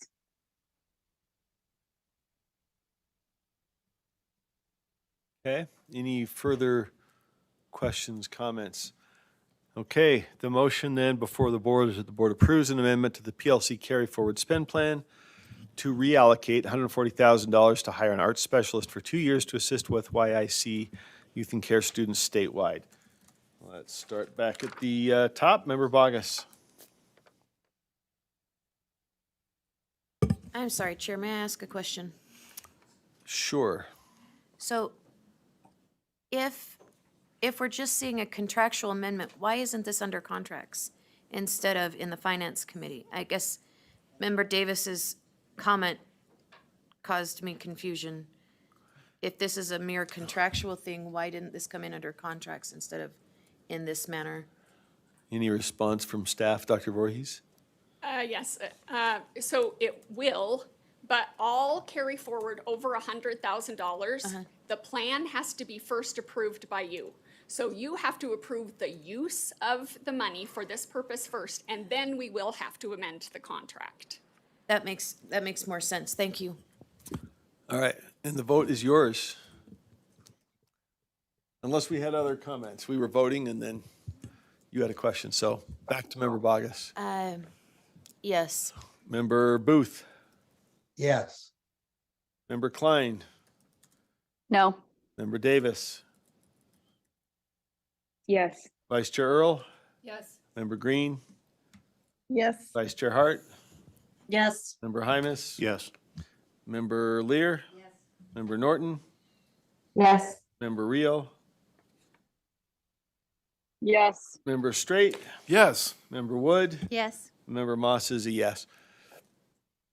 Is Member Carey for certain not joining, or should I keep checking in? No, I think he's out. Okay. All right, because we can check if we think he's might be coming on. All right, back to Chair Norton. So this final motion is more from a transparency point of view. We just want to make board members aware of how we are going to proceed in Finance Committee throughout fiscal year 2024. The Finance Committee recommendations for program review. The Finance Committee directs staff to present USBE section budgets to the Finance Committee in fiscal year 2024, consistent with the organization of the legislative budget setup. Chair Norton, was that an information or an actual action item for board approval? It was a hybrid. And we decided to bring it before the board so that they knew that we were going to be looking into each of these budgets. And to decide how we were going to look at these budgets, we met in finance and discussed, and Assistant Superintendent Deborah Jacobson, we recommended that we might want to use the legislative list. So that's what we are discussing here. And if Deputy Superintendent Jones or Assistant Superintendent Jacobson would like to weigh in any further with more clarification, that would be wonderful. And if not, we can vote. Chair? Yes, Deputy Jones. Yeah, so in the backups are the list of the programs that Assistant Superintendent Jacobson brought to the Finance Committee. So it's more information. We're not seeking a particular action from the board. We'll just proceed along the lines of staff identifying the programs and schedule those over the next fiscal year. So that as the Finance Committee meets the next month, when the board meets, the board will have, from a transparency standpoint, we'll see which programs the Finance Committee vetted or were reviewed with them, and can see all of the different data and details behind those programs, such as return on investment. Is it making a difference on particulars with the student outcomes? So no board action. We just wanted to make sure the board was very clear that the Finance Committee has identified those programs that you see listed in there, and we proceed from there. Does that help? Thank you, Deputy Jones. So Chair Norton, no need for board vote on this? Correct. Just a report from Finance. So, and I know Finance Committee will report and welcomes input on that process as those in Finance go through that process. Normally, we don't necessarily discuss items that are not action items on our report out, but we wanted to make sure that they were aware of this so that they would understand going forward, we were doing that deeper dive for those reasons. Okay, thank you, Chair Norton. Over to Chair Hymas for law. I think, Chair Norton, does that wrap up Finance? Yes, thank you. All right, Chair Hymas, Law and Licensing. Thank you, Chair Moss. We're going to be looking at agenda item 4.1. This is L2 Trek Data Sharing Agreement. The motion is that the committee moves that the board approve the amendment to the data sharing agreement with L2 Trek. Okay, any discussion to that motion? Seeing none, please vote. Member Wood? Yes. Member Straight? Yes. Member Reel? Yes. Member Norton? Yes. Member Lear? Yes. Member Hymas? Yes. Member Hart? Yes. Member Green? No. Vice Chair Earl? Yes. Member Davis? Yes. Member Klein? No. Member Booth? Yes. Member Vargas? No. Member Moss is yes. That passes with noes of Vargas, Klein, and Green, 11 votes in favor. Back to Chair Hymas. Item 4.2, required school counseling ratio report. The committee moves that the board approve the plans for the 2022-2023 school year submitted by LEAs who are out of compliance with the 1 to 350 school counselor ratios. Thank you. Do we have a hand up from Member Davis? Did I miss you for something prior? No, you are, I just can't take it down right now. Gotcha. Okay. Sorry, I've been trying. All right, no Thanks. worries. Any discussion of that motion? Seeing none, the motion is that the committee moves that the board approve the plans for the 2022-23 school year submitted by LEAs who are out of compliance with the 1 to 350 school counselor ratios. Let's start with Member Wood. Yes. Member Straight. Yes. Member Reel. Yes. Member Norton. Yes. Member Lear. Yes. Member Hymus. Yes. Member Hart. Yes. Member Green. No. Member Earl. Yes. Member Davis. Yes. Member Klein. No. Member Booth. Yes. Member Bogus. No. Member Moss is a yes. That passes by 11 to 3 with noes Bogus, Klein, and Green. Bogus, Klein, and Green. Back to Chair Hymus. Agenda item 4.3, R277-461, Elementary School Counselor Grant Program. The committee moves that the board continue and approve R277-461, Elementary School Counselor Grant Program, Draft 2 on second and final reading. Thank you. Any comments, questions to that one? Seeing none, let's vote. Member Bogus. Chair. Motion is that the committee moves that the board continue and approve R277-461, Elementary School Counselor Grant Program, Draft 2 on second and final reading. No. Member Bogus is a no. Member Booth? Yes. Member Klein? No. Member Davis?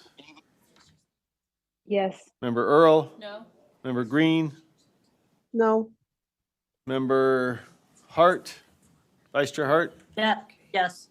Member Hymus? Yes. Member Lear? Yes. Member Norton?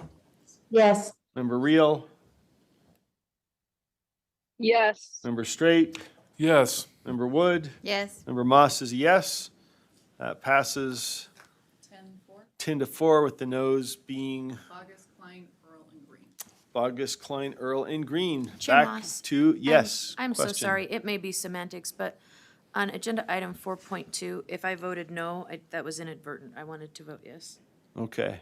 And if it's frivolous now, I don't know that it matters. I don't think it changes the outcome, correct? That was an 11 to 3, I believe. So, okay, switches to 12 to 2. All right, thank you. Back to Chair Hymus. Agenda item 4.4, R277-522, Entry Years Enhancement for Quality Teaching, Level 1 Utah Teachers. This is a repeal.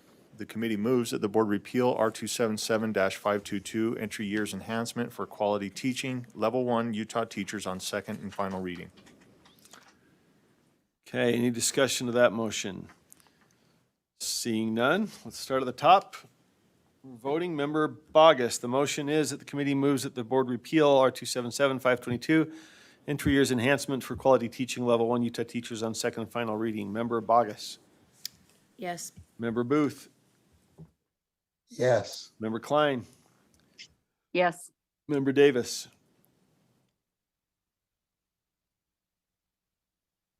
Yes.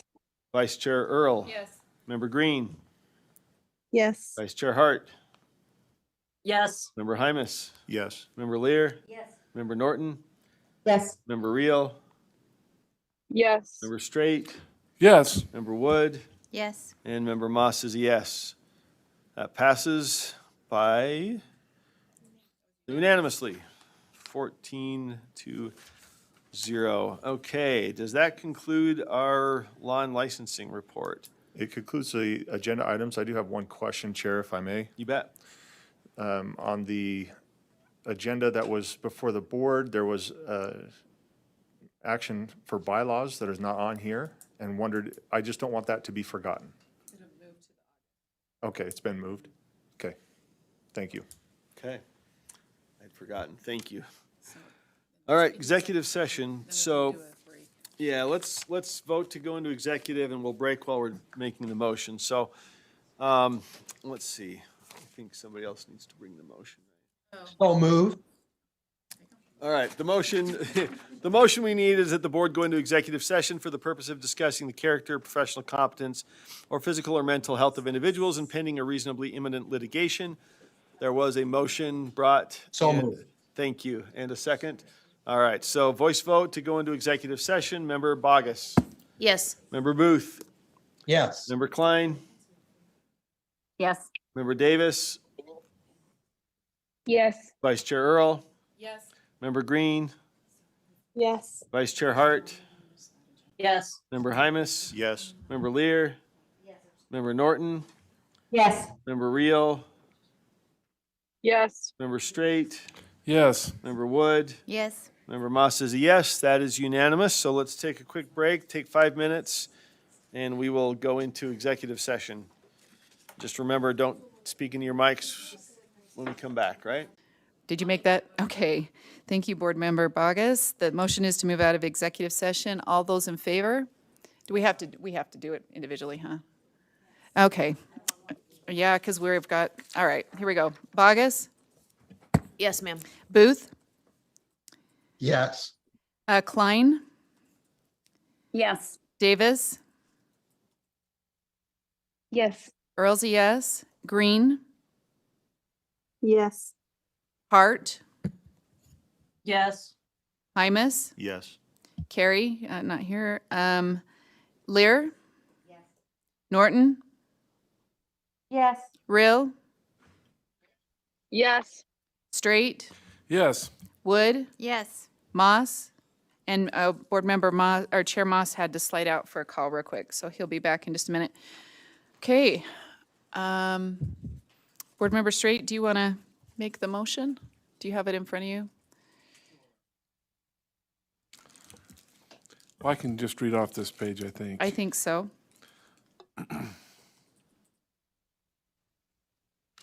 I move that we approve to a 3-year term, Mr. Chris Anderson and Ms. May Mia. Okay, are you asking will you reappoint these individuals? Oh, yeah, go ahead. Yes, to the Utah High School Activities Association Review Panel. Okay. All right, the motion is that the board reappoints the following individuals, Mr. Chris Anderson and Ms. May Mia? May? Correct. To the High School Activities Association Review Panel for another 3-year term. All those in, let's see. All right, Board Member Wood? Yes. Board Member Straight? Yes. Board Member Rill? Yes. Board Member Norton? Yes.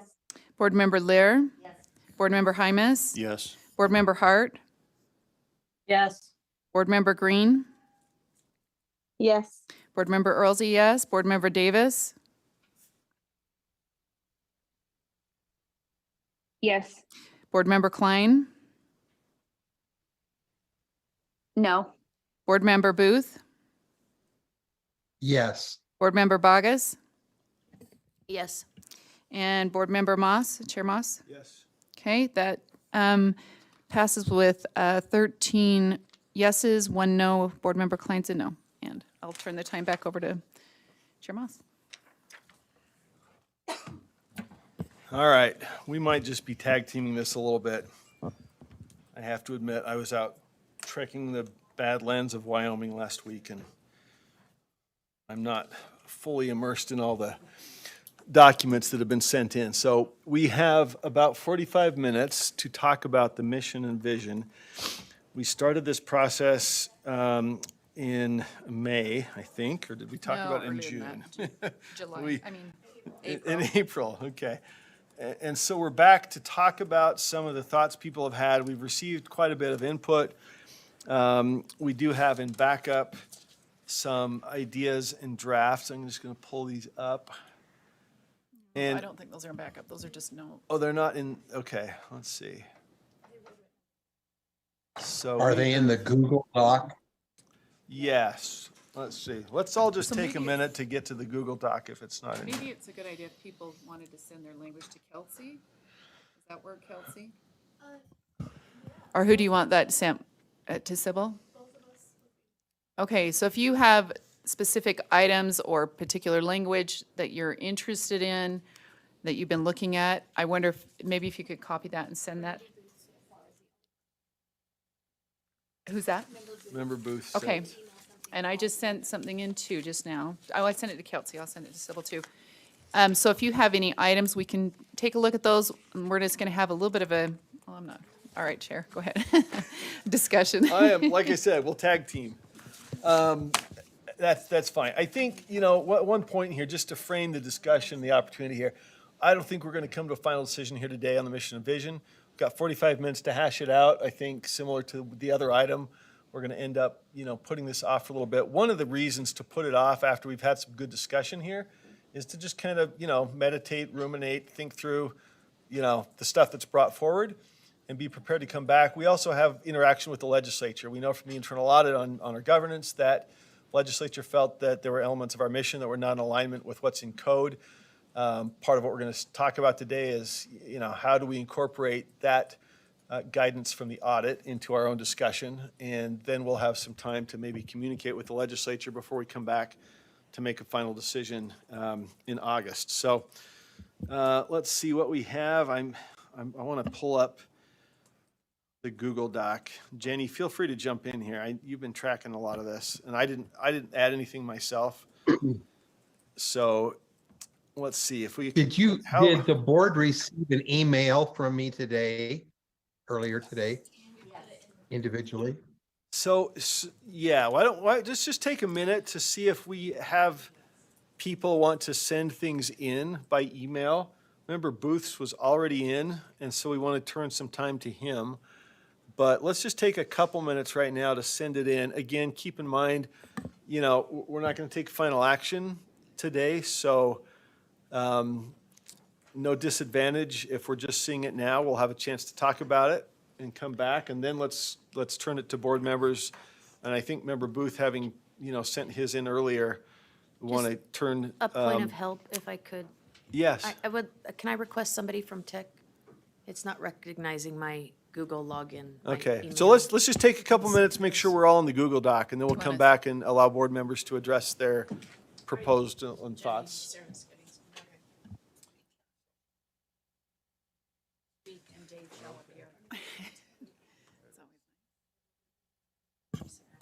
That's already there. Hey, Randy, do you want to go ahead? Well, let's see if we got everybody logged on. Hold on. Give a little tech break.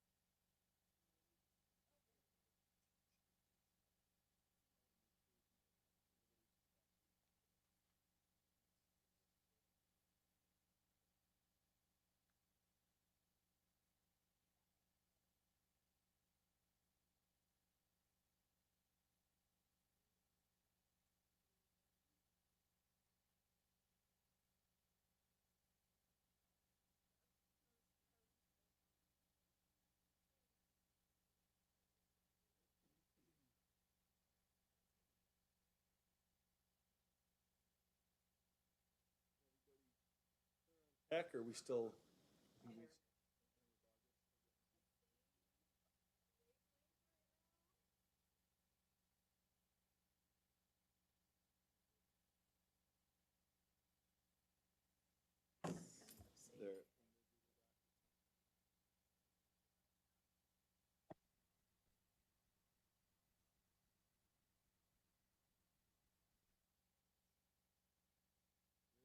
Okay.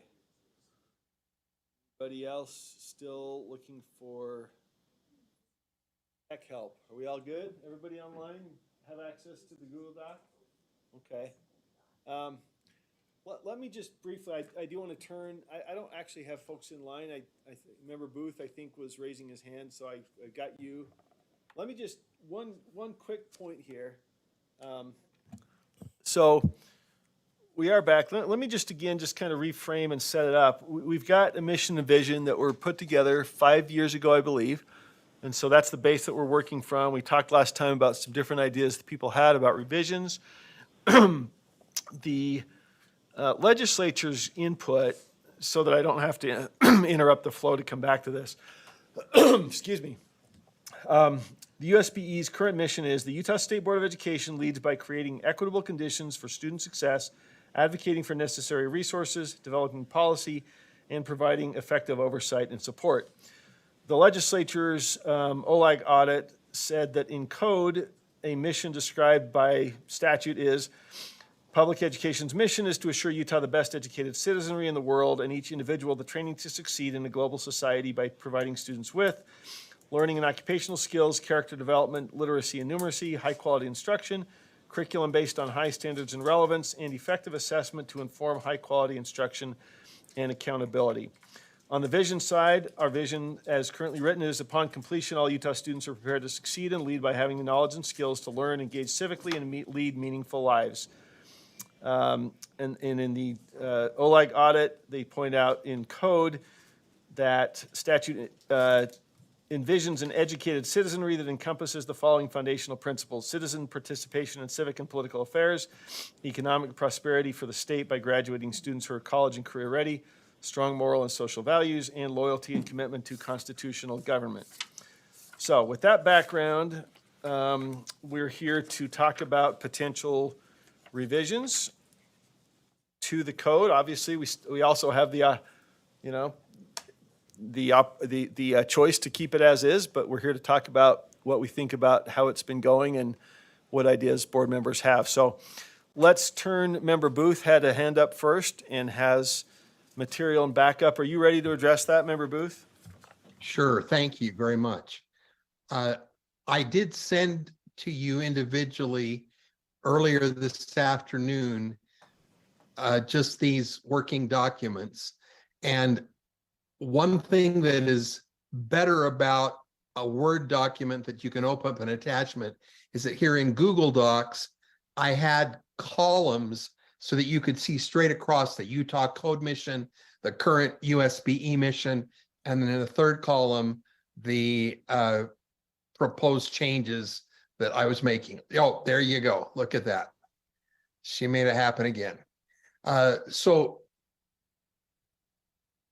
I was trying to show how the Utah Code is found in both the current documents and in a draft proposal that I'm suggesting is just a springboard for our conversations. And basically, all of those color codings on the left column, you'll see as you go on through the document. If you just continue to scroll down now to the next page, you'll see that the color codings from the Utah Code find themselves, continue on down. These are the goals. The next page has to do with our values or portrait of a graduate.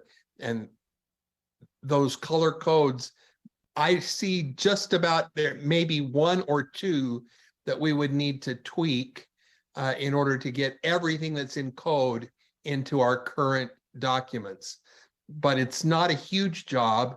And certainly with the many minds that we have around this table, I don't think it would be too overwhelming. One of the biggest things that I was feeling compelled to spend some time on was to simplify and streamline. I'd love for people to read it and to feel like they could read it in one sitting, and that it was accessible enough and straightforward and streamlined enough that even high school age students and parents of high school age students would read it and go, wow, that's great. And much of the articulation is it's beautiful writing in the current, say, Portrait of a Graduate or the goals, but they're very complex. The sentences are beautifully constructed with lots of big words, and they thought of everything. And I was just trying to make it a little bit simpler. Notice in the little short email I had at the top of the document, some of the basic goals that I formulated after talking with a lot of people that I've worked with over the 16 years that I was on a local board, and other educators that have a great interest in public education. Certainly, we need to study the code. Number two, if we can find, if we are able to come to a conclusion of a new strategic plan that keeps the best of what we currently have, that allows for some continuity, because many LEAs have built their strategic plans around ours. And to streamline and shorten it, I think that allows them still to keep whatever they've got, and maybe then follow the example to make it streamlined and very accessible. Transition any statements, and I'd invite all of your input and best ideas on how we could continue to simplify what we currently have. We want what we end up with to speak to students and parents. And so I framed all of the statements to the individual student, not general students collectively, but each Utah graduate will do this, or this, our goal is to provide for this student. And of course, that will encompass all students eventually, but so it becomes a little more personable. And then the Stephen Covey principle of no more than 7 habits. With the values, I've tried to incorporate the big laundry list of superb, excellent characteristics that we want to see in our Utah graduates I've combined them down to 7, so that it's a little bit less of a mouthful to have to choke down all at once. And then I've integrated the various components so that our mission and vision connect to goals and values, Portrait of a Graduate being the values that are the end result that we want our mission and our vision to create with our specific students. So these are just some ideas, and I appreciate the chance to have spent a little time on it, and I'm eager to spend some time with you and to incorporate the ideas that you're bringing to the table as well. Thanks. Thank you, Member Booth. Questions or comments on what we've got in backup from Member Booth? And I see, just to be clear, Randy, so you've got a proposed USBE mission, proposed vision, and then USBE goals. These are modifications of what's currently set as goals, correct? That's exactly right. You got 4 of those. I think we still have all the goals. I've shortened them. Got it. Some of the words I've just simplified so that you can say it in one sentence without taking a breath. And the same with all of the values, or the Portrait of a Graduate, rather than I've just made it simple, only 7 areas. I've done that by combining academic mastery and lifelong learning rather than making those separate issues. And then I've shortened, put all of the words in that same format. A Utah graduate does this, a Utah graduate is this, a Utah graduate. So it is specific to one graduate and all graduates eventually. So that's just a little, so just some ideas for you to think about. I also integrated and tied all of the Portrait of a Graduate characteristics and qualities to the mission of what the proposed mission, which is just kind of a reworking, our current one. If you go up to the current vision, yeah, keep going up. Down. Sorry. Yeah, upon completion, all Utah students are required to succeed and are prepared to succeed and lead by having the knowledge and skills to learn, engage civically, and lead meaningful lives. As you compare that to what I'm suggesting, it doesn't start with upon completion. I mean, it's just ensure. No, that's not the one. That we need the vision. There we go. Those columns are great because it shows all three right there in a row. Yeah, upon completion, you see in the middle, all Utah students are prepared to succeed and lead. Whereas so I'm suggesting a Utah graduate is prepared with the knowledge and skills to continue learning, engage civically, and lead a meaningful life. So I've made it personable to one singular rather than lead meaningful lives for the bunch, to the crew that we're graduating this year or that we've graduated over the many years. Engage civically doesn't change. I wanted to bring in the continue learning to just introduce the concept of lifelong learning that we'll see in the values that have guided this vision. Okay, thank you, Member Booth. And, I think this is some targeted potential modification going through the strategic plan itself. And so today we want to focus with that background knowledge of what we will, discuss in the future, focus on that mission and vision. We've got some lights up then.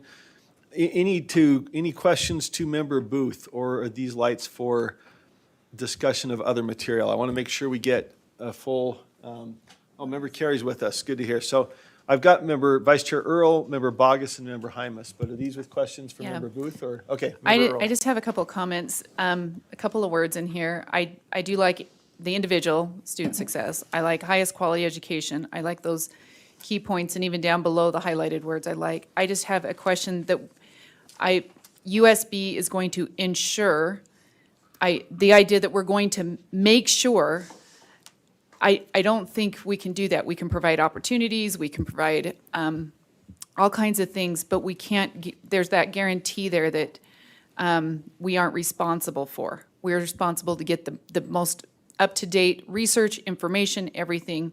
So ensure, I have trouble with that word. And then we're going to do all this not by effective policies or by making sure funding gets where it needs to go, but by targeting someone's background and their school context. I'm just, like I said, I like the individual student success, the highest quality, but then the way we go about it is by targeting kids' background.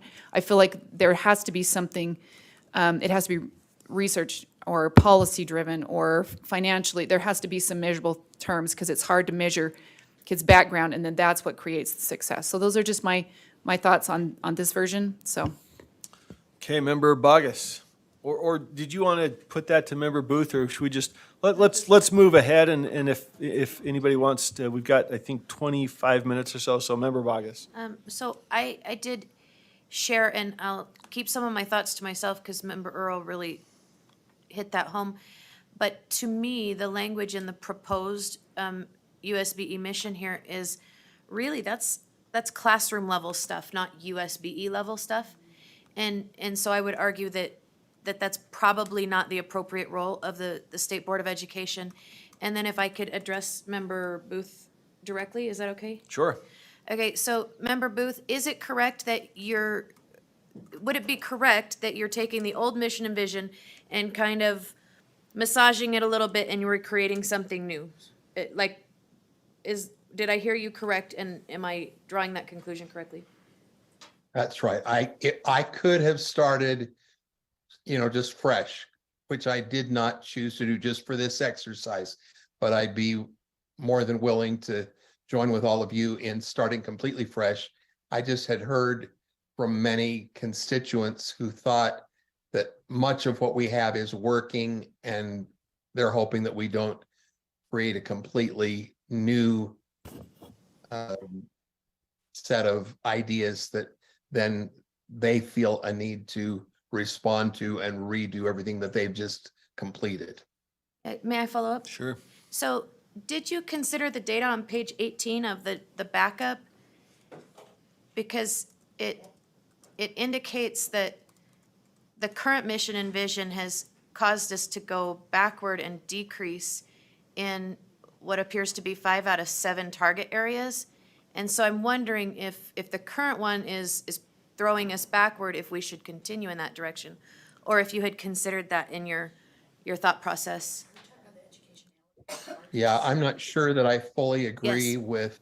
with that that assessment of what it has done. I believe that it's not perfectly clear and it's not as straightforward, but I was just going with trying to make the transition for local LEAs and local charters as seamless as possible if we go about changing. So I started with what we had and made one stab at it. And I'm totally open, of course, to all of the ideas and the good thoughts that everybody has, and we may end up with something entirely different. So I'm not protective or, oh, this is sacred, I really care about this. I just throw this out as a springboard or as a, wow, that's really, maybe it can serve as, we really do need to start over. So whatever this does, I just want to move the process along. Thank Okay, you, I have Member one- Booth and Member Bogus. I wonder if you might just give us a nutshell what you're referring to when you talk about the data on page 18. She's pulled it right there. So, Yeah, I looked at that. okay, so the question was whether this was linked to mission and vision. Was there something particular that tied this to mission and vision, or is the point here that this is our current measurement? And Well, my point that was kind of ties into everything that we've got, including mission and vision. that when, if I recall correctly, in the last study session, this was included as a metric of whether or not we were succeeding with this mission and vision. And this metric would indicate that we're not pushing forward in areas that maybe we should be. So but the question was, did you consider this? And if so, how did that play into the thought process of what Member Booth had put forward? Yeah, and Superintendent Dixon, did you have a comment? Yeah, Ma- just yeah. some correct historical information. So it's not quite that linear. The education, sorry, Superintendent Dixon. I didn't introduce myself, but you called me out. Sorry, sir. So the education elevated targets for 2022 were actually established prior to the current strategic plan. And those came from a former board in trying to set some performance metrics that were required by the legislature. Now, I'm leaving out a lot of details. I'm just saying this high hover. So we sat down and talked about if 100% of kids deserve, you'll remember this, 100% deserve to graduate, be proficient in these areas, then what is our baseline? Where are we currently at? And trying to close that gap by a third. After these were set, and not right or wrong, then the next board said, let's really set vision and mission. So it was all kind of happening at the same time, but these were set forward with performance measures. So the goals that we have now, vision is where do we want to go? Mission is, to your point, ma'am, how do we get there? Like, what is our specific role as a board with the mission? What are the goals that we all rally around to focus on for funding, policy, efforts? Those are the 4 goals. And then the strategies hold staff accountable for working towards those goals. And so that's where the stock takes take place with those strategies. They're, like 3 to 5 strategies under each of the goals. And we have performance measures for each of those. So we talk about, is the strategic plan and the 4 goals working? There are multiple measures to get there. So this is a companion piece, but this is not measuring all of those strategies that we're holding ourselves accountable for with the goals of the strategic plan. These are system-wide targets. So for all LEAs and system-wide targets. But it's an important companion piece to it. Okay. So let me go to Member Hymus and Member Lear, and we could double back if we need to. Thank you. I agree with the sentiment of Member Earl and Member Bogus regarding the proposed mission statement. However, I wanted to just thank Member Booth for his work. I love the simplicity of all of this, that we can make this simpler for us and for LEAs, for families as they look and wonder what our role is as a USBE, as a body. So I appreciate the work that Randy has done here, and I'm hoping that we can use this simplistic model as kind of a framework on what we do moving forward to really make it clear in short sentences on what it is we do. So again, thanks to Randy for his work and what he's done here. Many of this is good. Like I said, I agree with some of the sentiment here that has been shared, but a lot of this is good and very helpful. So thank you. Thank you, Member Hymus. Member Lear. Likewise, I wanted to say thank you, Randy. I couldn't even find a jumping off place. So I really appreciate that you've taken a stab at this. Second point, and I also like the simplicity. I like the more active language also. I also think it's an important point, secondly, that we have heard in the backup that we did have from many LEAs, maybe not exhaustively, that they like this well enough and it would be disconcerting if the board were to change take a dramatic left turn because the LEAs have been building their work on what we had previously. So I'm very persuaded by that. And thirdly, I had a third point that is escaping me for a moment. But I'd also like to keep it simple. Randy said that too. That's just my own. And I'm less concerned, as long as we can point out to the legislature how our vision, mission, et cetera, absorbs what the directive is in the code. I'm not as concerned as some of you might be that it matches the code exactly. I think our constitutional responsibility is to do this. And last I heard, the legislature wasn't listening to their auditors about what the legislature should do, so that doesn't make me very hyper about doing the same. And I just suddenly remembered the last one, then forgot it again, so thanks. We'll double back. I'll second or third that sentiment to Member Booth. I think there's a lot of thought here, and I appreciate to this point of the legislature's input that Member Booth is thinking about the cascade of mission and vision and goals and other things. And so some of the items the legislature has pointed out, I think, can find a place in what we do here. And yet, up front here, we've got a tight, simple, inspiring mission statement, which then can be followed by some of these elements. So I think we'll have some discussion on how to do that. But I appreciate kind of the holistic way that Member Booth has gone about this. Gives us a bit of a roadmap. So let's see, who else has comments or input? Member Earl. Yeah, I'm just going to share just a couple of thoughts I had. I'm not saying these are perfect either, but just I didn't do the same analysis that Randy did, but pretty close in that I went back over the audit, went back over legislative intent, and then also what we had, and it seemed in the audit, I kept hearing this echo of what are you responsible for? What are you supposed to be doing? What is as the state board? And then just in the vision was what is the ideal situation we want? So this is what I wrote, not, like I said, it can be added to, changed, whatever, but these are just some thoughts I had. Families and educators working together for all students to achieve academic excellence. Then the mission would be USBE is to support the academic success of all children through effective policy implementation, efficient use of funding, and the creation of strong academic standards. Those seem to be the top things that need to be hit, and under that academic standards would fall civics and all those other components that fall under our academic core standards. To me, this just gets at what we're responsible for, how we're going to do it. And And anyway, so that's just my recommendation. And I know that there's others out there that have some, we're gonna run out of time, so I don't mind feedback, but I'm just saying we might want to let others, if they've got some ideas too, kind of share those out. Okay, we got Member Hymus on and then Member Bogus.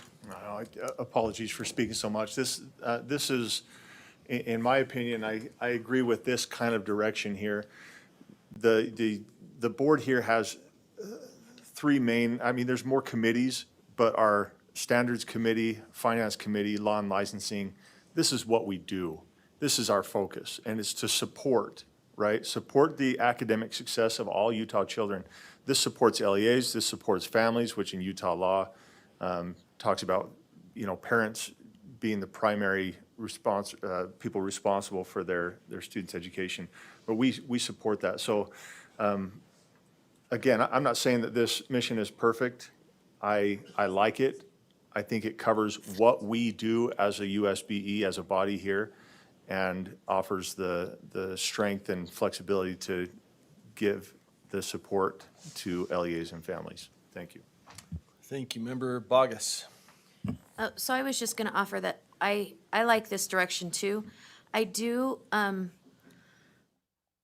consternation with the idea that we're devaluing families as equal to and not above. Because when we think of, the constitutional nature or the idea of how things should function, really the code says that families should be the drivers in education and educators are the car. And so I feel like we're devaluing families the way this is verbalized, and I think maybe we could work to ensure that we have that in the proper framework. And then I would wonder, in the mission, is it, and I'm asking, is it appropriate to start talking about classroom level things again? And so I would just wonder about that as we cogitate on this and move the language forward. Those are my only thoughts. Could you be specific? I'm sorry, I'm trying to, which piece is classroom level? So when we start talking about academic success of Utah children, to me that's, we support that, but is that our mission, or is our mission the remaining of that effective policy?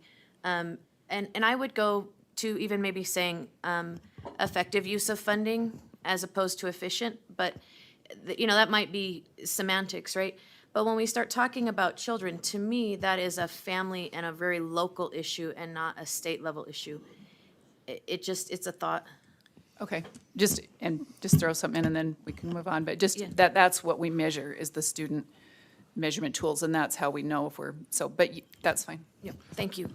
So I have one thought. I don't know if I can throw this into the hopper up there, Angie, but just some language, and again, we're just kind of putting in ideas for us to think about. But I think part of our institutional role here is to empower local education leaders and support them in their efforts to achieve academic excellence. And I don't know the best way to say that, but I'm not sure that's captured yet. But part of our opportunity is to support those closest to the kids in the classroom, including leaders. So maybe just something about empowering local leaders in their efforts to achieve academic excellence, something like that. And I think we have an ability to kind of give some trust and support for those that are trying to make those decisions closest to the classroom. Thank you. I don't know if that needs to be discussed, just something to throw in the hopper. I think a lot of this is aspirational for what we want the whole system to achieve, and some of it might focus on our particular role within that system as USBE. So that's what I'm trying to get at there. Any other thoughts or comments? Member Green, is that right? Member Green? Yes, thank you. Yeah, and even just going off of what you just said, Chair Moss, in 204, 53G 10204, number 4, it says local school boards and school administrators may provide training, direction, and encouragement as needed. So it's just going off, being able to support our LEAs in doing these types of things.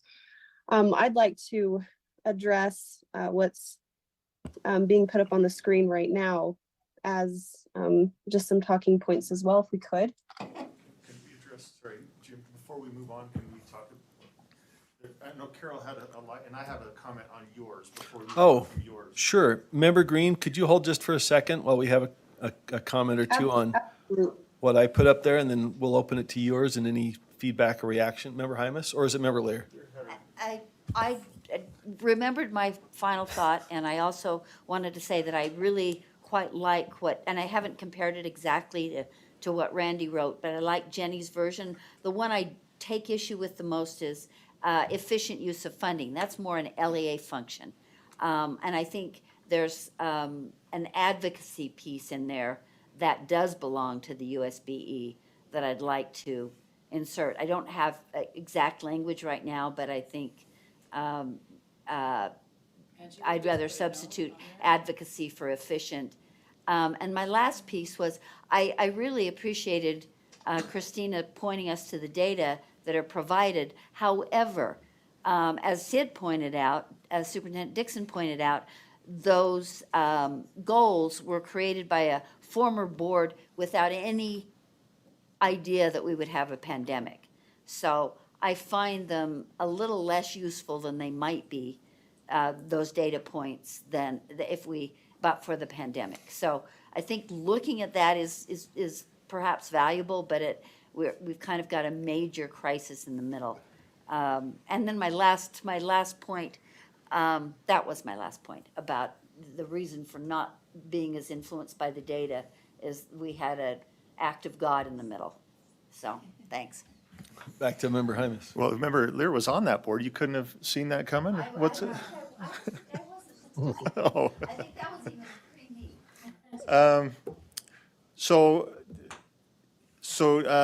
On yours, Chair Moss, it says USB vision, but is this part of a vision or part of That a would be mission? more of a mission And thing. I'm wondering if that, to empower local education leaders in order to achieve academic excellence through, you know what I mean? If that replaces Sure. the first part, as what Member Bogus was saying, that we can't do that for kids. I don't know if you can get Member Earl's mission and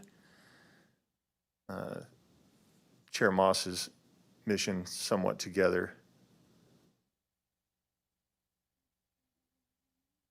Right, I'm just trying to look at this and say, okay, how does this look? Does this better capture what this body does here?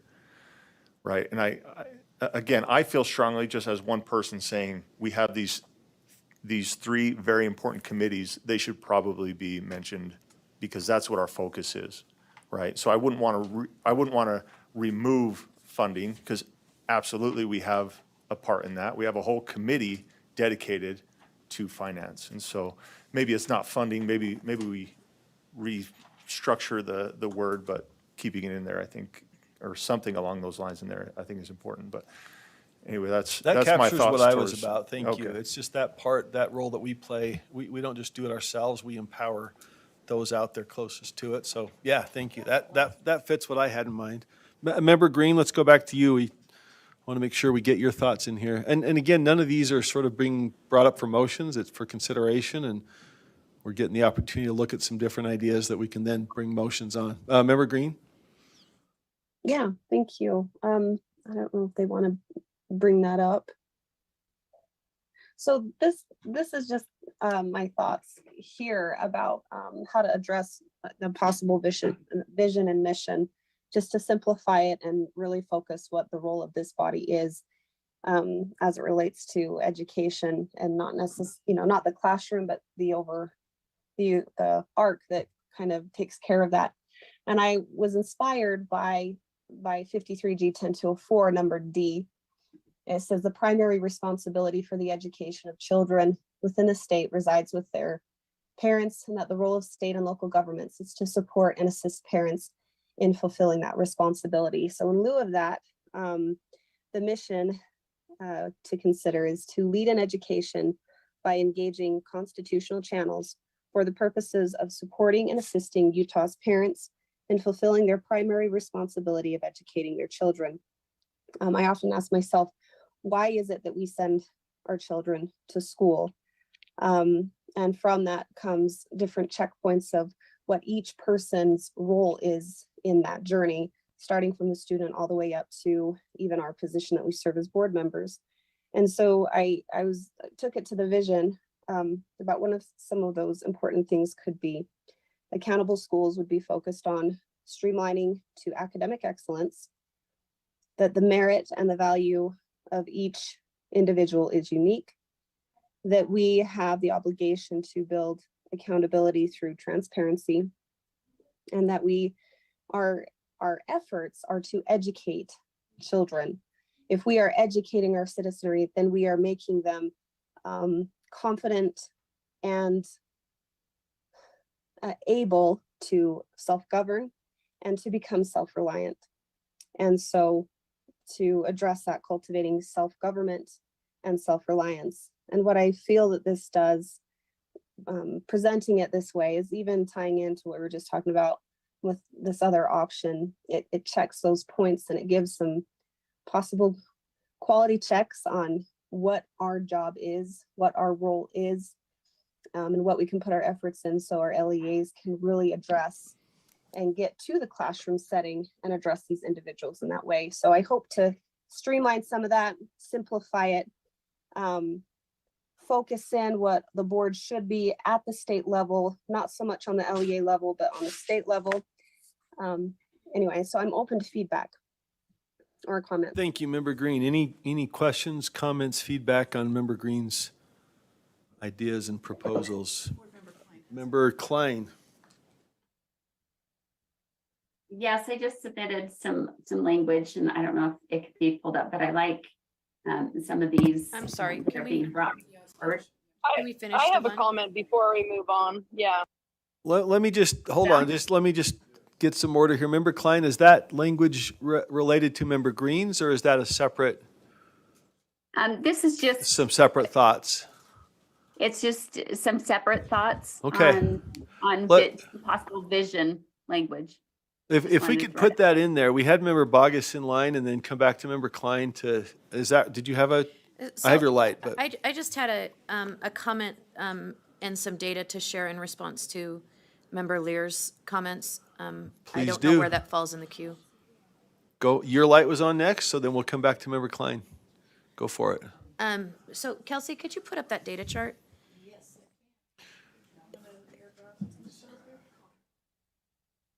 Oh, I sent it to your email too. Member Reel, did you have a comment that we need to come back to? Yeah, I just had a Okay, quick comment. hold on, we'll come back. Let me just get this one tracked, but I wanted to make sure you knew Okay. we had you.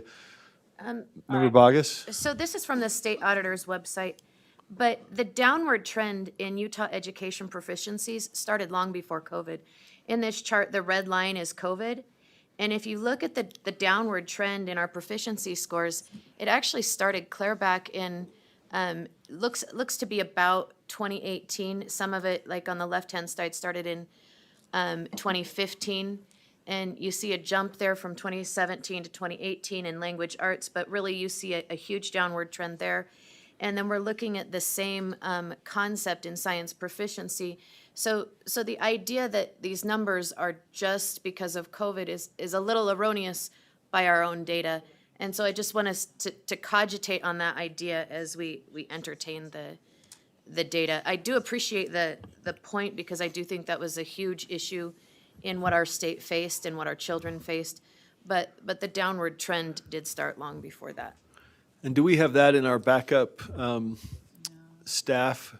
Maybe we just throw in a link to Auditor Dougal's, the website we're talking about, and we can have time to ask for clarification and context there. Superintendent Dixon? Yeah, I think it would be important for Assistant Superintendent Nelson and others to address this. We had some changes in assessments during that period. Like, there are a lot of variables.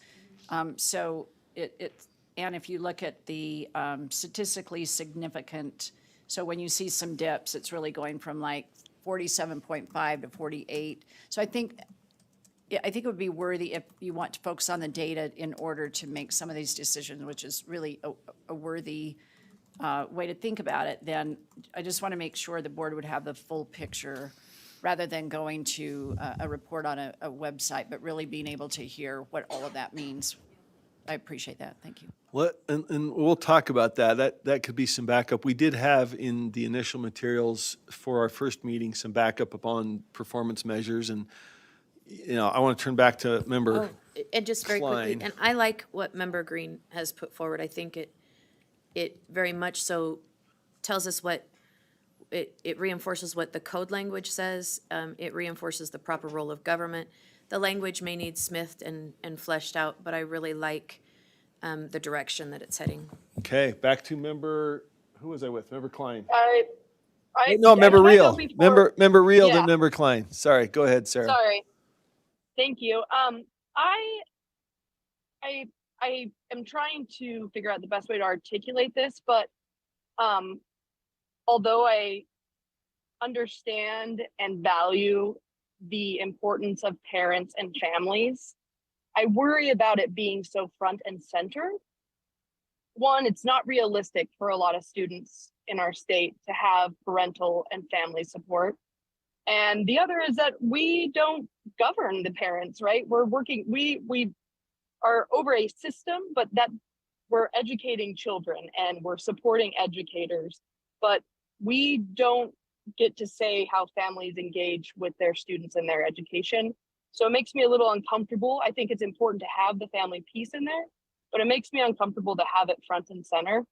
The other piece I was going to say is that I think the data is really important from what member Bogus's point, but often we have to remember it helps us and guides us, but it also doesn't mean that just because we put something in a mission and vision that automatically we will meet those marks and hit those targets because it's in our mission and vision, right? There's a lot more that goes into that. It helps guide us, but it doesn't mean that just because a mission is written one way, we're going to hit our targets. That's all. Thank you, member Reel. Back to member Klein, and then we'll close it up. Yes, just to speak to the last comment, Utah Code 62A 4A201 says under both the United States Constitution and the Constitution of this state, a parent possesses a fundamental liberty interest in the care, custody, and management of the parent's child. The state's role is secondary and supportive to the primary role of the parent. Parents retain the fundamental right and duty to exercise primary control over the care, supervision, upbringing, and education of their children. So that aside, but still keeping that in mind, I just put together this language for a possible vision statement, meaning where we want to go, like what the outcome is that we're looking for. And I think it could be easily blended with what Emily has put forward. And so I would love to work on that and see what we could do to make that happen. But it says Utah's students and their families are to be supported by their local schools through a framework of freedom that respects the pursuit of liberty, love of learning, objective truth, self-reliance, and independent thought to promote an academically